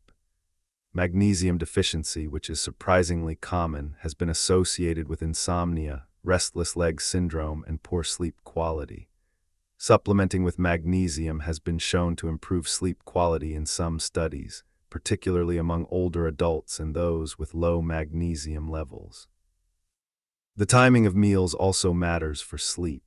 Eating a large, heavy meal close to bedtime can disrupt sleep by causing discomfort, heartburn, and increased metabolic activity during a time when the body is trying to wind down. The digestive process raises core body temperature and stimulates the production of insulin, both of which can interfere with the onset and quality of sleep. Most sleep experts recommend finishing your last major meal at least 2 to 3 hours before bedtime. However, going to bed hungry can also disrupt sleep, as low blood sugar can trigger the release of stress hormones that promote wakefulness. A small, light snack that combines protein and complex carbohydrates, consumed about an hour before bed, may help promote sleep without causing digestive discomfort. Alcohol is perhaps the most misunderstood substance when it comes to sleep. Many people use alcohol as a sleep aid, believing that a nightcap before bed helps them fall asleep faster and sleep more soundly. And indeed, alcohol is a sedative that does reduce the time it takes to fall asleep. But sedation is not sleep, and the effects of alcohol on sleep architecture are profoundly negative. Alcohol suppresses REM sleep, particularly during the first half of the night. As the alcohol is metabolized and its effects wear off during the second half of the night, there is often a rebound effect with increased REM sleep, more vivid and disturbing dreams, and more frequent awakenings. The overall result is sleep that is fragmented, less restorative, and lacking in the critical REM sleep that is essential for emotional processing, memory consolidation, and cognitive function. Even moderate alcohol consumption, 1 or 2 drinks in the evening, has been shown to reduce sleep quality. The effects are dose-dependent, meaning that the more you drink, the worse the impact on sleep. Chronic heavy alcohol use can lead to severe disruption of sleep architecture, with significant reductions in both deep sleep and REM sleep, and a paradoxical increase in insomnia. Many people who drink heavily find that they cannot sleep without alcohol, yet the sleep they get with alcohol is of poor quality, creating a dependency that is difficult to break. Now let us explore the relationship between sleep and exercise, because this is one area where the news is overwhelmingly positive. Regular physical exercise is one of the most effective natural sleep aids available. Studies consistently show that people who exercise regularly fall asleep faster, sleep longer, spend more time in deep sleep, and report better overall sleep quality compared to sedentary individuals. The benefits of exercise for sleep are comparable to those of prescription sleep medications, but without the side effects, dependency risks, or morning grogginess that often accompany pharmacological treatments. The mechanisms by which exercise improves sleep are multiple. Exercise increases the amount of time spent in deep, slow-wave sleep, the most physically restorative stage of sleep. It promotes the release of endorphins and other neurochemicals that reduce anxiety and promote relaxation. It raises core body temperature, and the subsequent cooling that occurs after exercise mimics the natural temperature decline that triggers sleepiness. And it helps regulate the circadian rhythm, particularly when performed outdoors in natural light. The timing of exercise relative to sleep has been the subject of much debate. For years, the conventional wisdom held that exercising too close to bedtime would interfere with sleep because of the stimulating effects of exercise on the nervous system. More recent research has softened this view. While very intense exercise performed within an hour of bedtime may indeed delay sleep onset in some individuals, moderate exercise performed 2 to 3 hours before bed does not appear to have negative effects on sleep and may even be beneficial. The key factor seems to be individual variation. Some people are highly sensitive to the stimulating effects of evening exercise, while others are not. The best approach is to experiment with timing and observe how your own body responds. One particularly interesting finding is that the sleep-enhancing effects of exercise are not immediate. While a single bout of exercise can modestly improve sleep on that particular night, the most significant benefits accrue over time with regular, consistent exercise. Studies have shown that it takes approximately 4 months of regular exercise for the full sleep-enhancing effects to manifest. This means that starting an exercise program and expecting immediate improvement in sleep may lead to disappointment. The key is persistence and consistency. Let us now examine the impact of technology on sleep, because this is arguably the single greatest threat to healthy sleep in the modern world. The proliferation of electronic devices, smartphones, tablets, laptops, televisions, and gaming consoles has fundamentally altered the sleep landscape. These devices affect sleep through multiple pathways, and the effects are particularly pronounced among younger populations. The most direct pathway is through light exposure. As we discussed in the first part, the blue light emitted by electronic screens suppresses melatonin production and delays the circadian clock. But the effects of technology on sleep go far beyond light. Electronic devices are designed to be engaging, stimulating, and difficult to put down. Social media platforms, streaming services, video games, and news apps are specifically engineered to capture and hold attention, exploiting the brain's dopamine reward system to keep users scrolling, watching, and clicking long past their intended bedtime. This psychological engagement is at least as disruptive to sleep as the light emitted by the screens. The phenomenon of revenge bedtime procrastination has emerged as a significant barrier to healthy sleep in recent years. This term describes the tendency of people who feel they have little control over their daytime hours to refuse to go to sleep at a reasonable hour in order to reclaim some sense of personal time and autonomy. After a long day of work, family obligations, and responsibilities, the late-night hours feel like the only time that truly belongs to the individual, and they are reluctant to give up that time for sleep. The result is a pattern of staying up late engaging in leisure activities, often involving electronic devices, and paying the price the next day in the form of sleep deprivation. The impact of smartphones on sleep is particularly well documented. Studies have shown that people who use their smartphones within an hour of bedtime take longer to fall asleep, get less total sleep, and report lower sleep quality compared to those who avoid screens before bed. The relationship is dose-dependent, with more screen time associated with worse sleep outcomes. Adolescents are especially vulnerable. A large-scale study found that teenagers who used electronic devices for 5 or more hours per day were 70% more likely to get insufficient sleep compared to those who used devices for 1 hour or fewer. The combination of biological circadian delays during puberty and the irresistible pull of social media and digital entertainment has created a perfect storm of sleep deprivation among young people. The placement of electronic devices in the bedroom has become a significant issue. Having a smartphone on the nightstand, even if you do not intend to use it, can disrupt sleep through notifications, alerts, and the temptation to check the device during nighttime awakenings. Studies have shown that the mere presence of a smartphone in the bedroom is associated with reduced sleep quality, even when the phone is set to silent mode. The psychological awareness that the device is there, waiting with its endless stream of information and social connection, creates a low-level state of alertness that is incompatible with the mental relaxation needed for sleep. Television in the bedroom is similarly problematic. While many people report that they use television to help them fall asleep, research suggests that this practice often backfires. The light and sound from the television can delay sleep onset, reduce sleep quality, and cause awakenings during the night. More importantly, using television as a sleep aid can create a conditioned dependence, making it difficult to fall asleep without the television on, which then continues to disrupt sleep throughout the night with its changing light levels and periodic loud sounds.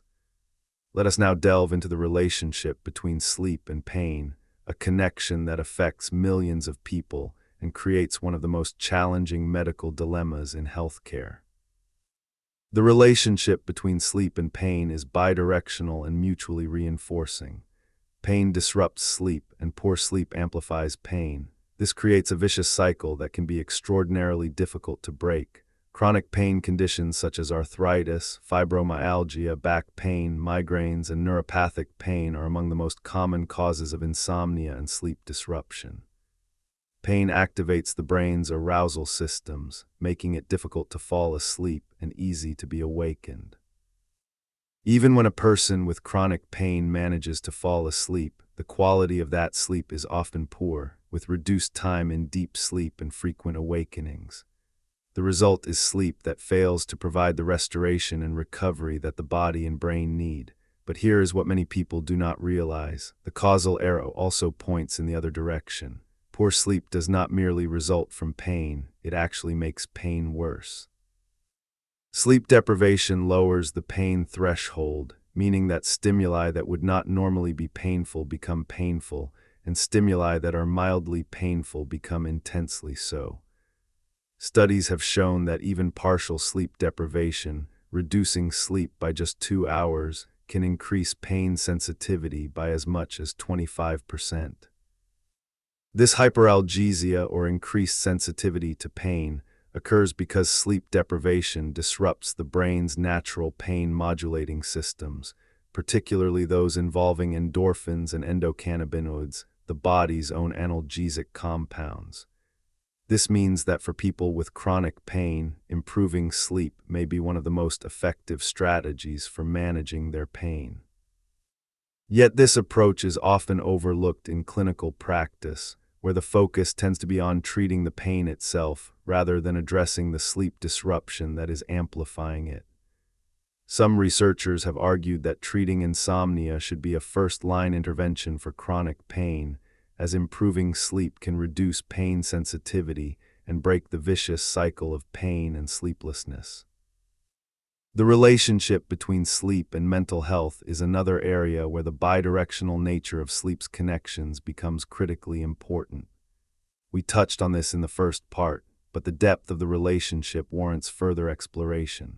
Sleep disturbances are present in virtually every psychiatric disorder, including depression, anxiety, bipolar disorder, schizophrenia, post-traumatic stress disorder, and attention deficit hyperactivity disorder. For decades, sleep problems were viewed as mere symptoms of these conditions, secondary consequences that would resolve once the primary psychiatric disorder was treated. This view is now being fundamentally revised. Emerging evidence suggests that sleep disruption is not merely a symptom of mental illness, but may be a causal factor in its development. Longitudinal studies have shown that insomnia in otherwise healthy individuals significantly increases the risk of developing depression, with some studies finding a twofold increase in risk. Similarly, sleep disturbances have been identified as a risk factor for the development of anxiety disorders, substance use disorders, and even psychotic episodes. In people with bipolar disorder, sleep deprivation is one of the most reliable triggers for manic episodes, and maintaining stable sleep patterns is a critical component of managing the condition. Perhaps most striking is the relationship between sleep and suicidal ideation.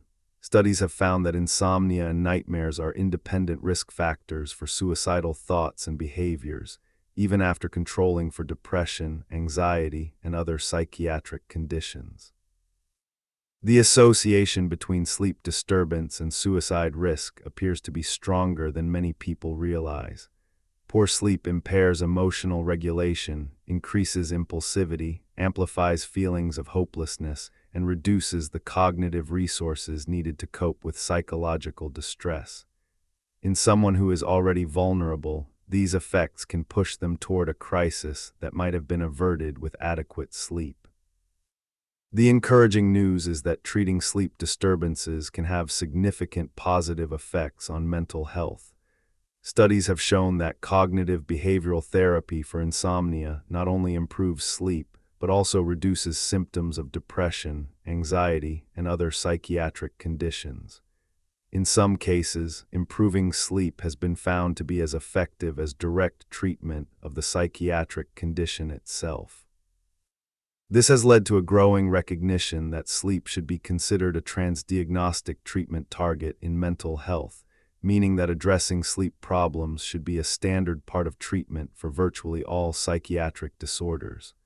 Now let us consider the effects of aging on sleep, because the changes that occur are both dramatic and widely misunderstood.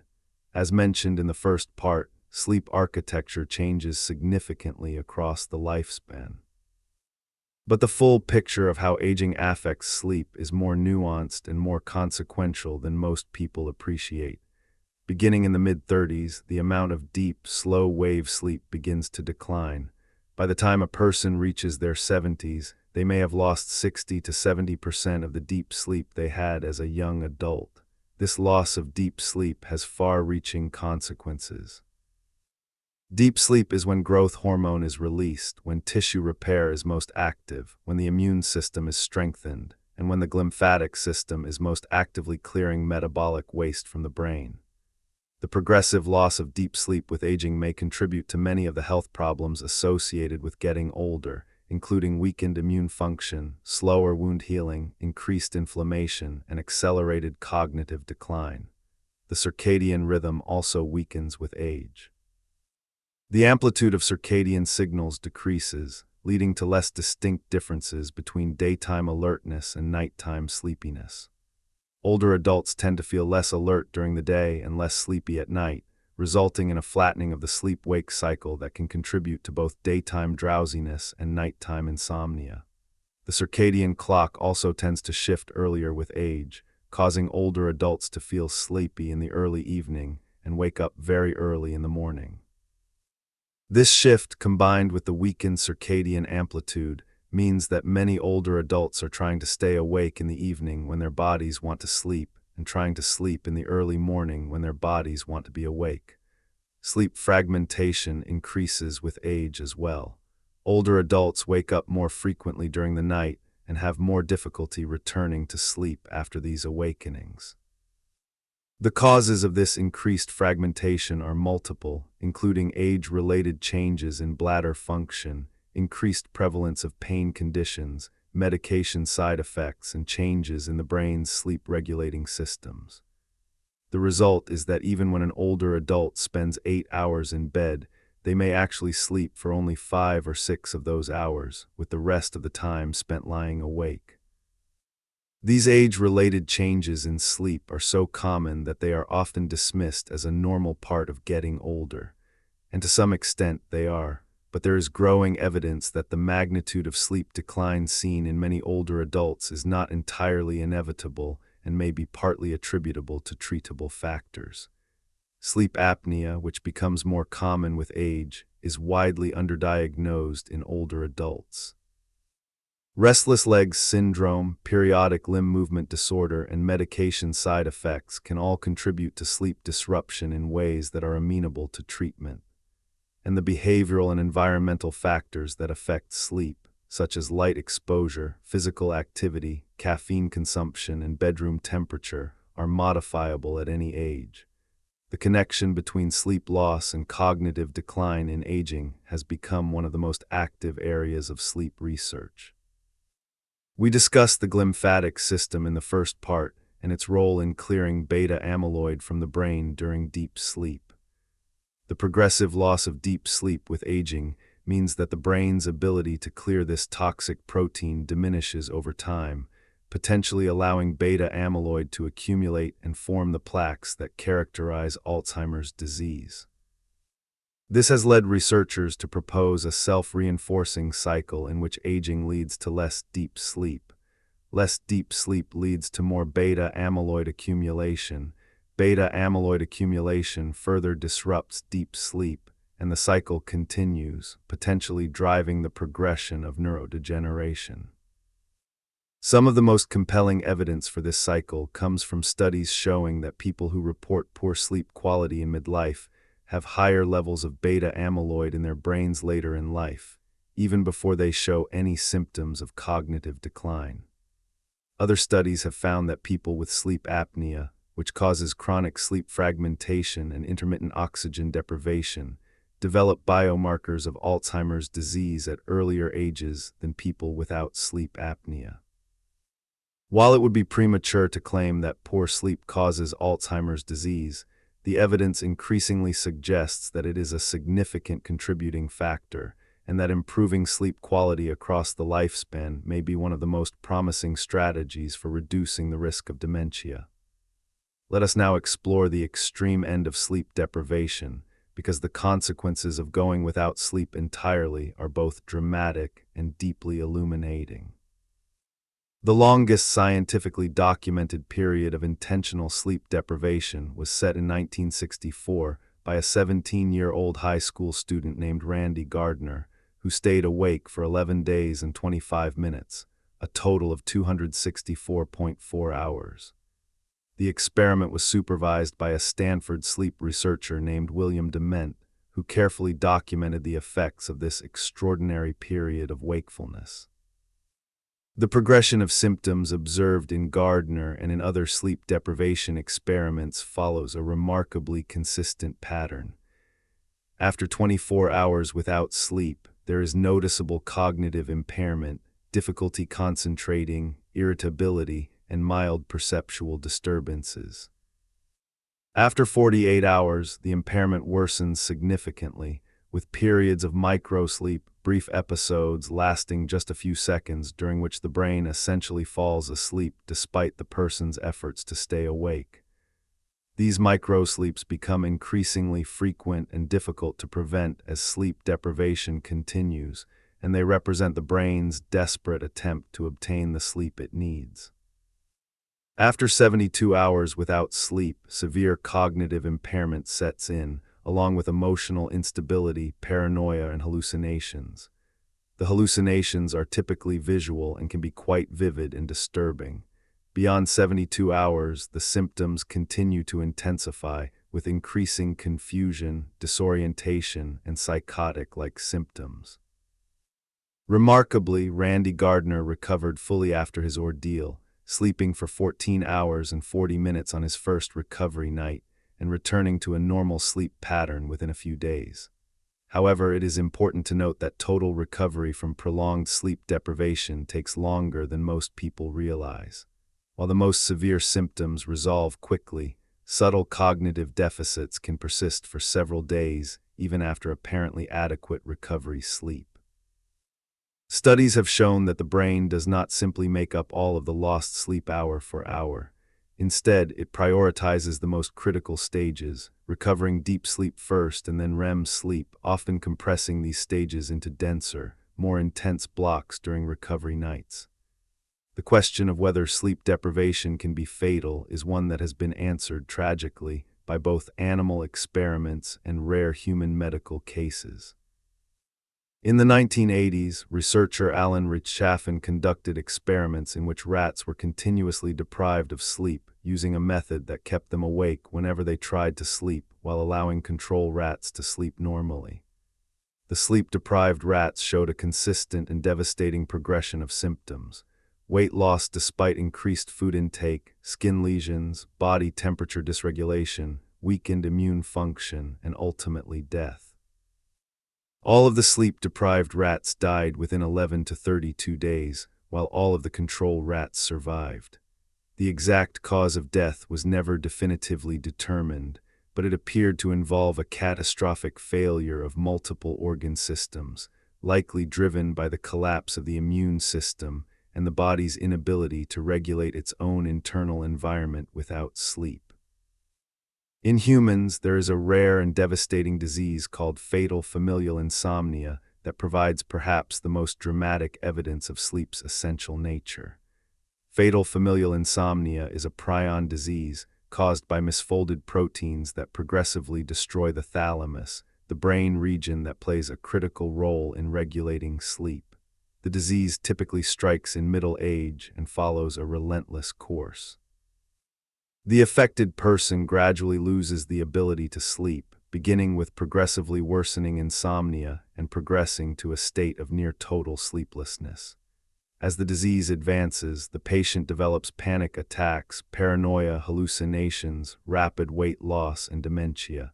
Death typically occurs within 12 to 18 months of symptom onset. There is currently no treatment and no cure. Fatal familial insomnia is extraordinarily rare, with fewer than 40 families worldwide known to carry the genetic mutation, but it serves as a stark reminder that sleep is not optional. Without it, the human body and brain cannot survive. Let us shift our focus now to cultural attitudes towards sleep, because how a society views sleep profoundly influences how its members sleep. Different cultures around the world have remarkably different relationships with sleep, and these differences illuminate the extent to which sleep behavior is shaped not only by biology, but also by cultural norms, values, and expectations. In Japan, there is a practice called inemuri, which translates roughly as sleeping while present. Inemuri refers to the act of napping in public places, such as trains, meetings, parks, or even while standing. Unlike in many Western cultures, where falling asleep in public is considered rude or a sign of laziness, inemuri is generally viewed positively in Japanese society.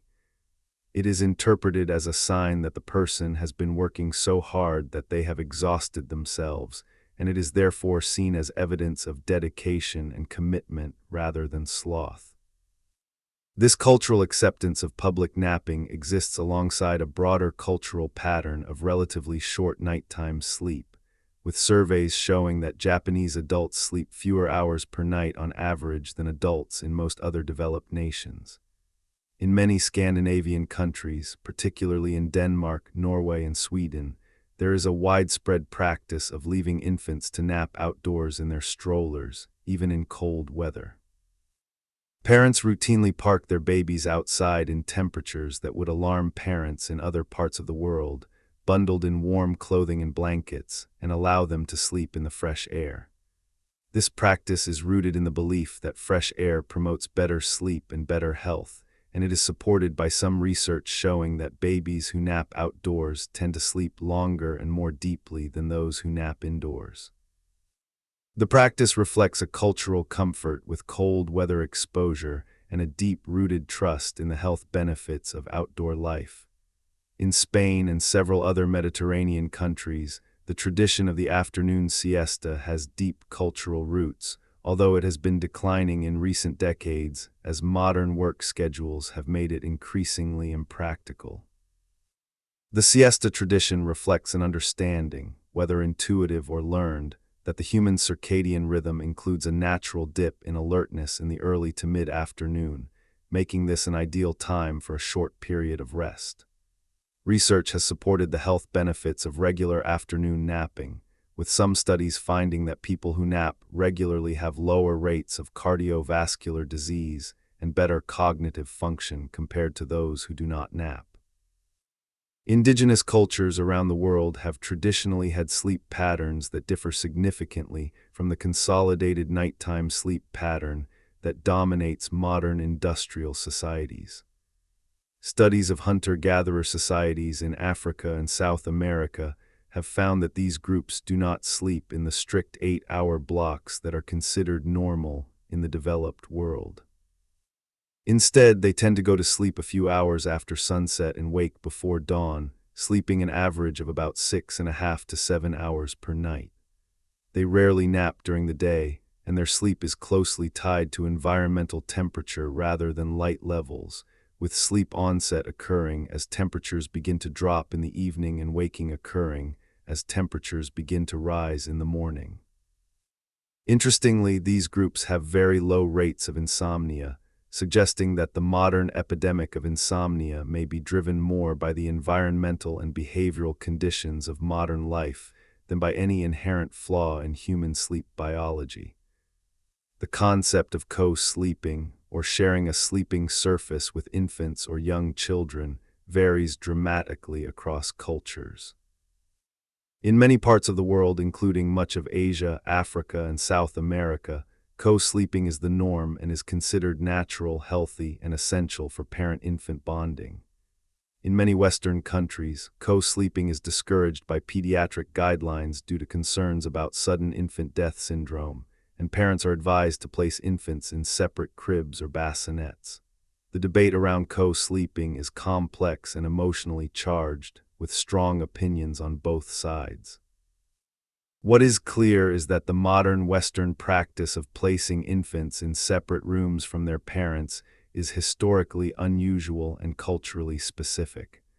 For most of human history and in most cultures around the world, infants have slept in close proximity to their mothers.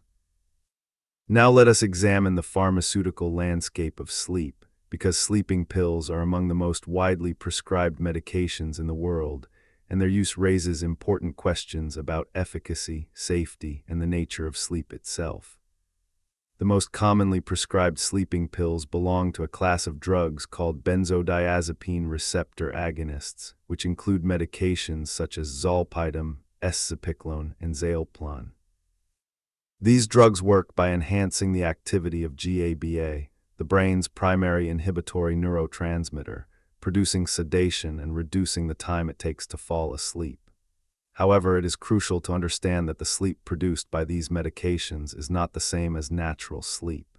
Studies using EEG recordings have shown that sleeping pills reduce the amount of deep sleep and alter the overall architecture of sleep in ways that may diminish its restorative value.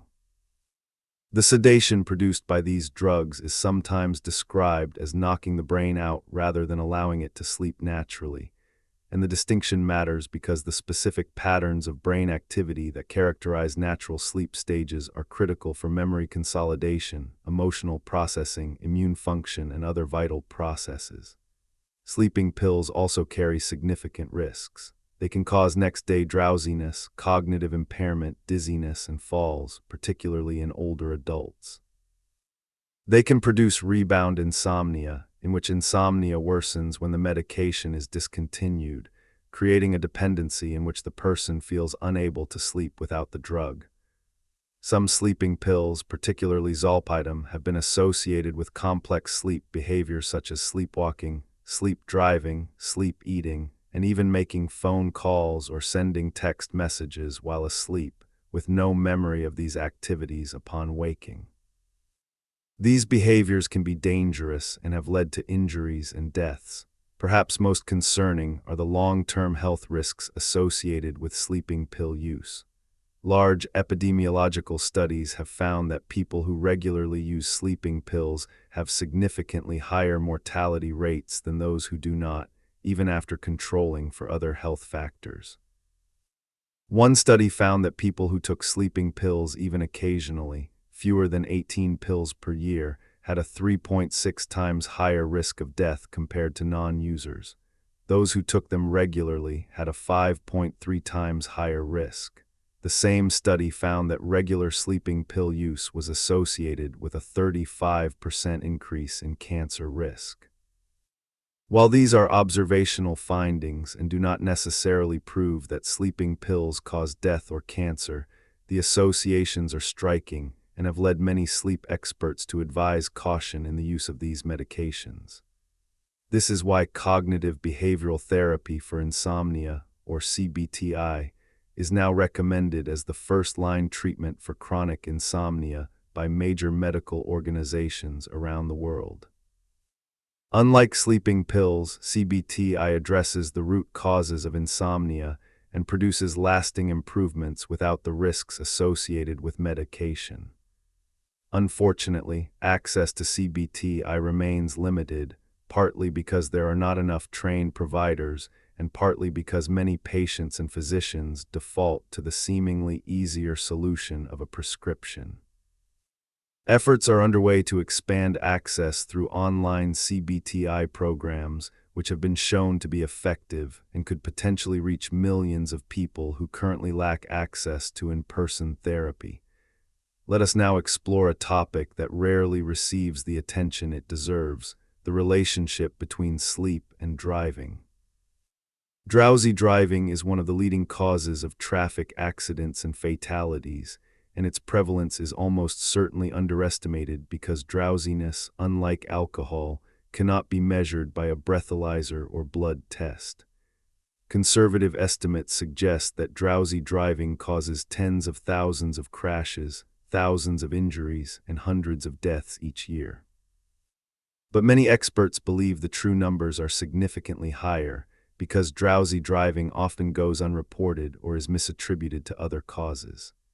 The danger of drowsy driving lies in the phenomenon of microsleeps, those brief, involuntary episodes of sleep that occur when a person is severely sleep-deprived.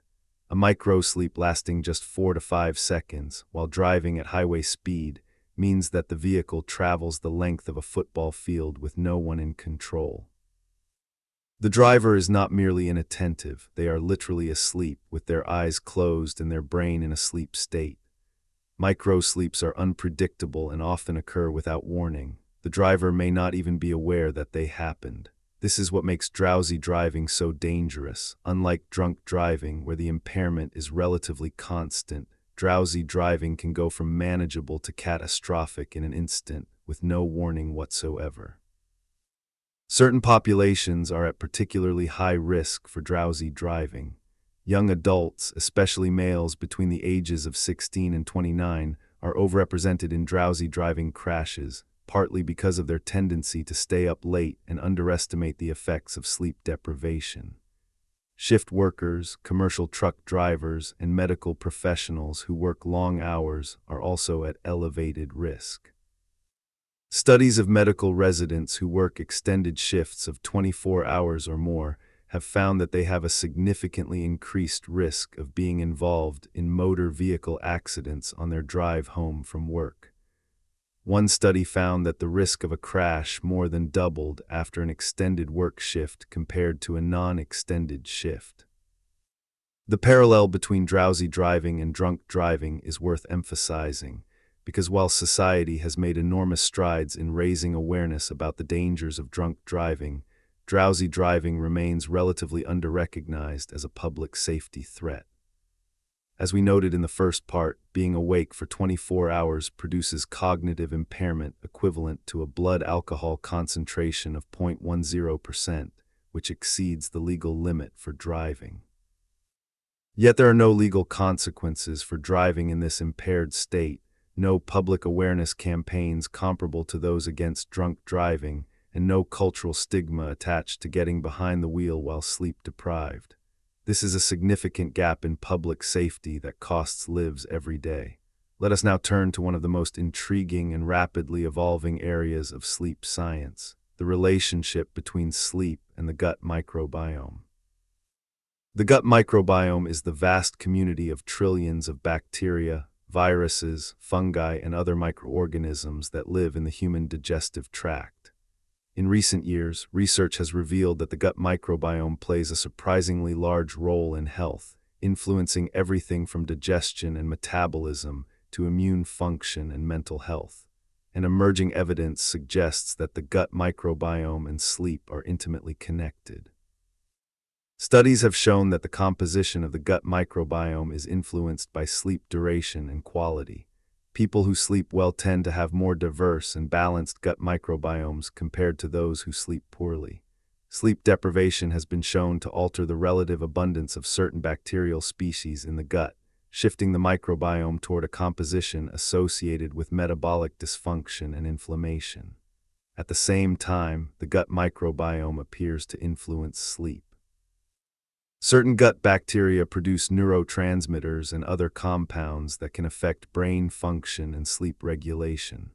For example, some gut bacteria produce serotonin, GABA, and melatonin, all of which play roles in sleep. The gut microbiome also influences the production of short-chain fatty acids, which have been shown to affect sleep quality. This bidirectional relationship between sleep and the gut microbiome is a relatively new area of research, but it has the potential to open up entirely new approaches to treating sleep disorders through dietary interventions and probiotic supplements. The effects of sleep on the skin are another area that is often overlooked, but is readily apparent to anyone who has ever looked in the mirror after a poor night's sleep. The term beauty sleep is not merely a colloquial expression, it has a genuine scientific basis. During deep sleep, growth hormones stimulate cell regeneration and repair throughout the body, including in the skin. Collagen production, which is essential for skin elasticity and firmness, is enhanced during sleep. Blood flow to the skin increases during sleep, delivering nutrients and oxygen that support a healthy complexion. Conversely, sleep deprivation increases levels of cortisol, which breaks down collagen and accelerates skin aging.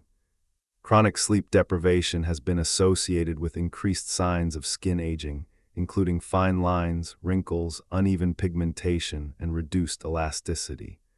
A study conducted at a major medical center asked independent observers to rate photographs of people after a normal night's sleep and after a period of sleep deprivation. The observers consistently rated the sleep-deprived individuals as looking more tired, less healthy, less attractive, and sadder than the same individuals after adequate sleep. Another study found that people were less willing to socialize with individuals who appeared sleep-deprived, suggesting that the effects of poor sleep on appearance have real social consequences. The face you present to the world is, in part, a reflection of the sleep you got the night before. Let us now discuss the phenomenon of sleep debt and whether it can truly be repaid. Sleep debt refers to the cumulative effect of not getting enough sleep. If you need 8 hours of sleep per night but consistently get only 6, you accumulate 2 hours of sleep debt each night. After a week, you have 14 hours of sleep debt. After a month, you have roughly 60 hours. The question of whether this accumulated debt can be fully repaid by sleeping extra on weekends or taking extended rest periods is a subject of ongoing research. The short answer is that some recovery is possible, but full repayment of chronic sleep debt may not be. Studies have shown that after a period of sleep restriction, 1 or 2 nights of extended recovery sleep can restore alertness, mood, and reaction time to near normal levels.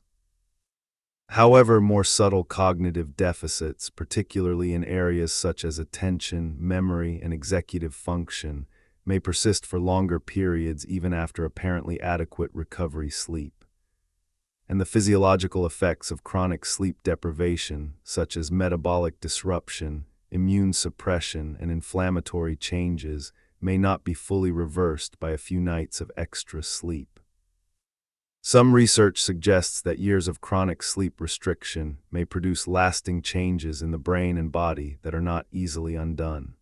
This has important implications for the common practice of sleeping less during the workweek and attempting to catch up on weekends.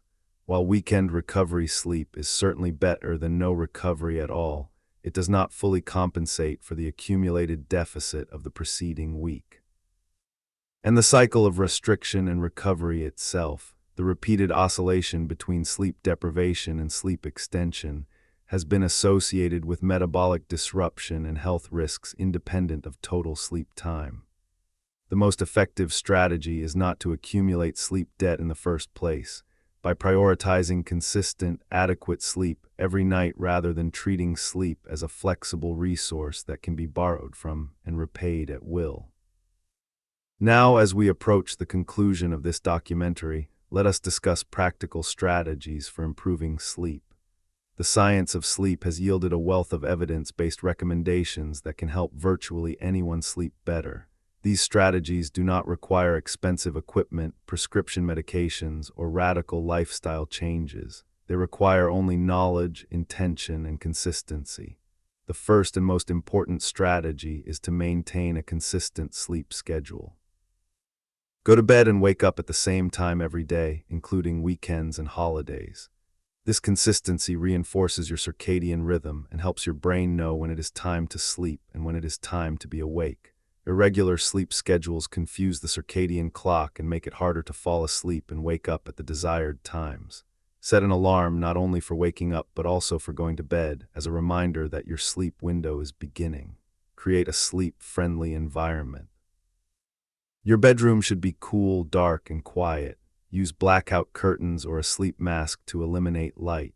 Use earplugs or a white noise machine to mask disruptive sounds. Set the thermostat to between 60 and 67 degrees Fahrenheit. Remove electronic devices from the bedroom, or at the very least, put them in a drawer or turn them face down so that notifications and screen glow cannot disturb you.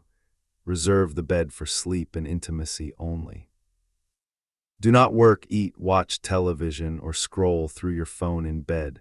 This helps your brain associate the bed with sleep rather than with wakefulness and stimulation. Develop a pre-sleep routine that helps you wind down. In the 60 to 90 minutes before bed, engage in calming, low-stimulation activities. Read a book, but a physical book rather than an electronic one.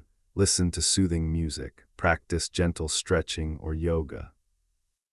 Take a warm bath or shower, which will raise your body temperature, and then allow it to drop as you cool down, triggering sleepiness. Practice relaxation techniques such as deep breathing, progressive muscle relaxation, or meditation. The key is to signal to your brain that the transition from wakefulness to sleep is beginning and to gradually disengage from the stimulation and stress of the day. Be strategic about light exposure. Get bright light exposure, ideally natural sunlight, early in the morning. This helps anchor your circadian rhythm and promotes alertness during the day. Aim for at least 30 minutes of bright light exposure within the first hour of waking. In the evening, reduce light exposure progressively. Dim the lights in your home 2 to 3 hours before bed. Avoid screens for at least an hour before bed, or if you must use screens, use blue light filtering settings or glasses that block blue wavelengths. The goal is to allow your body's natural melatonin production to ramp up unimpeded as bedtime approaches. Be mindful of what you consume. Avoid caffeine in the afternoon and evening. Remember that caffeine has a half-life of 5 to 7 hours, so a cup of coffee at 3 in the afternoon means there is still a significant amount of caffeine in your system at 10 at night. Avoid alcohol close to bedtime. While it may help you fall asleep faster, it will disrupt your sleep architecture and reduce the overall quality of your sleep. Avoid large meals close to bedtime, but do not go to bed hungry. A small, balanced snack is fine if needed. Stay well hydrated during the day, but reduce fluid intake in the hours before bed to minimize nighttime awakenings for bathroom trips. Exercise regularly, but be mindful of timing. Aim for at least 30 minutes of moderate physical activity most days of the week. Exercise outdoors when possible, combining the benefits of physical activity with natural light exposure. If you exercise in the evening, finish your workout at least 2 to 3 hours before bed to allow your body time to cool down and transition into a pre-sleep state. Manage stress and worry. One of the most common barriers to sleep is an overactive mind, racing thoughts about the events of the day or the challenges of tomorrow. Develop strategies for managing worry before it follows you into bed. Keep a journal by your bedside and spend 10 minutes before bed writing down your thoughts, concerns, and to-do lists for the next day. The act of transferring worries from your mind to paper can reduce their psychological weight and make it easier to let go of them at bedtime. Practice mindfulness meditation, which has been shown to reduce insomnia and improve sleep quality by training the mind to stay in the present moment rather than getting caught up in anxious thoughts about the past or future. If you cannot fall asleep within 20 to 30 minutes, do not lie in bed trying to force sleep. Get up, go to another room, and engage in a quiet, non-stimulating activity until you feel sleepy, and then return to bed. This is a core principle of stimulus control therapy, and it prevents the bed from becoming associated with frustration and wakefulness. The more you lie in bed awake and anxious, the stronger the association between the bed and wakefulness becomes, and the harder it will be to fall asleep in the future. Be cautious with naps. While short naps can be beneficial, long or poorly timed naps can interfere with nighttime sleep. If you choose to nap, keep it to 20 minutes or less and take it in the early afternoon, no later than 2 or 3 in the afternoon. Avoid napping if you have insomnia or difficulty sleeping at night, as napping can reduce the sleep pressure that helps you fall asleep in the evening. Consider the role of supplements with appropriate caution. Melatonin supplements can be helpful for certain sleep issues, particularly for jet lag, shift work, and delayed sleep phase disorder. Melatonin is not a sedative, but rather a signal to the brain that darkness has arrived and sleep should begin. For most people, a low dose of melatonin, typically between 0.5 milligram and 3 milligrams taken 30 to 60 minutes before bed, is sufficient. Higher doses are not necessarily more effective and may cause morning grogginess. Other supplements that have shown some evidence of sleep-promoting effects include magnesium, valerian root, glycine, and L-theanine. Although the evidence for these supplements is less robust than for melatonin, and they should be used with realistic expectations and ideally under the guidance of a healthcare provider. Know when to seek professional help. If you have persistent difficulty sleeping despite practicing good sleep hygiene, if your sleep problems are significantly affecting your daily functioning, mood, or health, or if you suspect you may have a sleep disorder such as sleep apnea, restless leg syndrome, or narcolepsy, consult a healthcare provider. Sleep medicine is a growing field with increasingly effective diagnostic tools and treatments. A sleep study or polysomnography can provide detailed information about your sleep architecture, breathing, and movement patterns, helping to identify disorders that might otherwise go undiagnosed and untreated. As we bring this documentary to a close, let us step back and consider the bigger picture. We have traveled through the architecture of sleep, through the chemistry and neuroscience that govern it, through the devastating consequences of losing it, through the cultural and historical contexts that shape it, and through the practical strategies for reclaiming it. We have seen that sleep is not a passive state but an active, complex, and essential biological process that touches every aspect of human health and performance. We have seen that sleep deprivation is not merely inconvenient but genuinely dangerous, impairing cognition, emotion, immunity, metabolism, cardiovascular health, and even longevity. We have seen that the modern world, with its artificial light, electronic devices, demanding schedules, and cultural attitudes that devalue rest, has created conditions that are fundamentally hostile to healthy sleep. but we have also seen that the solutions are within reach. The science of sleep has given us a clear roadmap for better sleep, and the strategies are neither complicated nor expensive. They require a shift in priorities, a recognition that sleep is not a luxury to be sacrificed for productivity, but the very foundation upon which productivity, health, creativity, emotional resilience, and quality of life are built. Every night when you close your eyes and let the world fall away, your brain embarks on an extraordinary journey.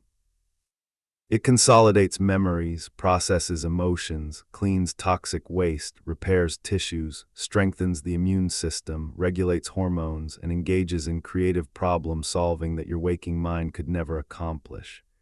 It cycles through stages of sleep that are as different from each other as they are from wakefulness, each serving specific and irreplaceable biological functions. It creates dreams that can inspire, terrify, illuminate, and transform. And when the journey is complete, when the morning light signals the circadian clock to end the night's work, you wake up restored, renewed, and ready to face another day. This is the gift of sleep. It is free. It requires no prescription. It has no side effects. It is available to everyone every single night. And yet it is one of the most neglected and undervalued aspects of modern life.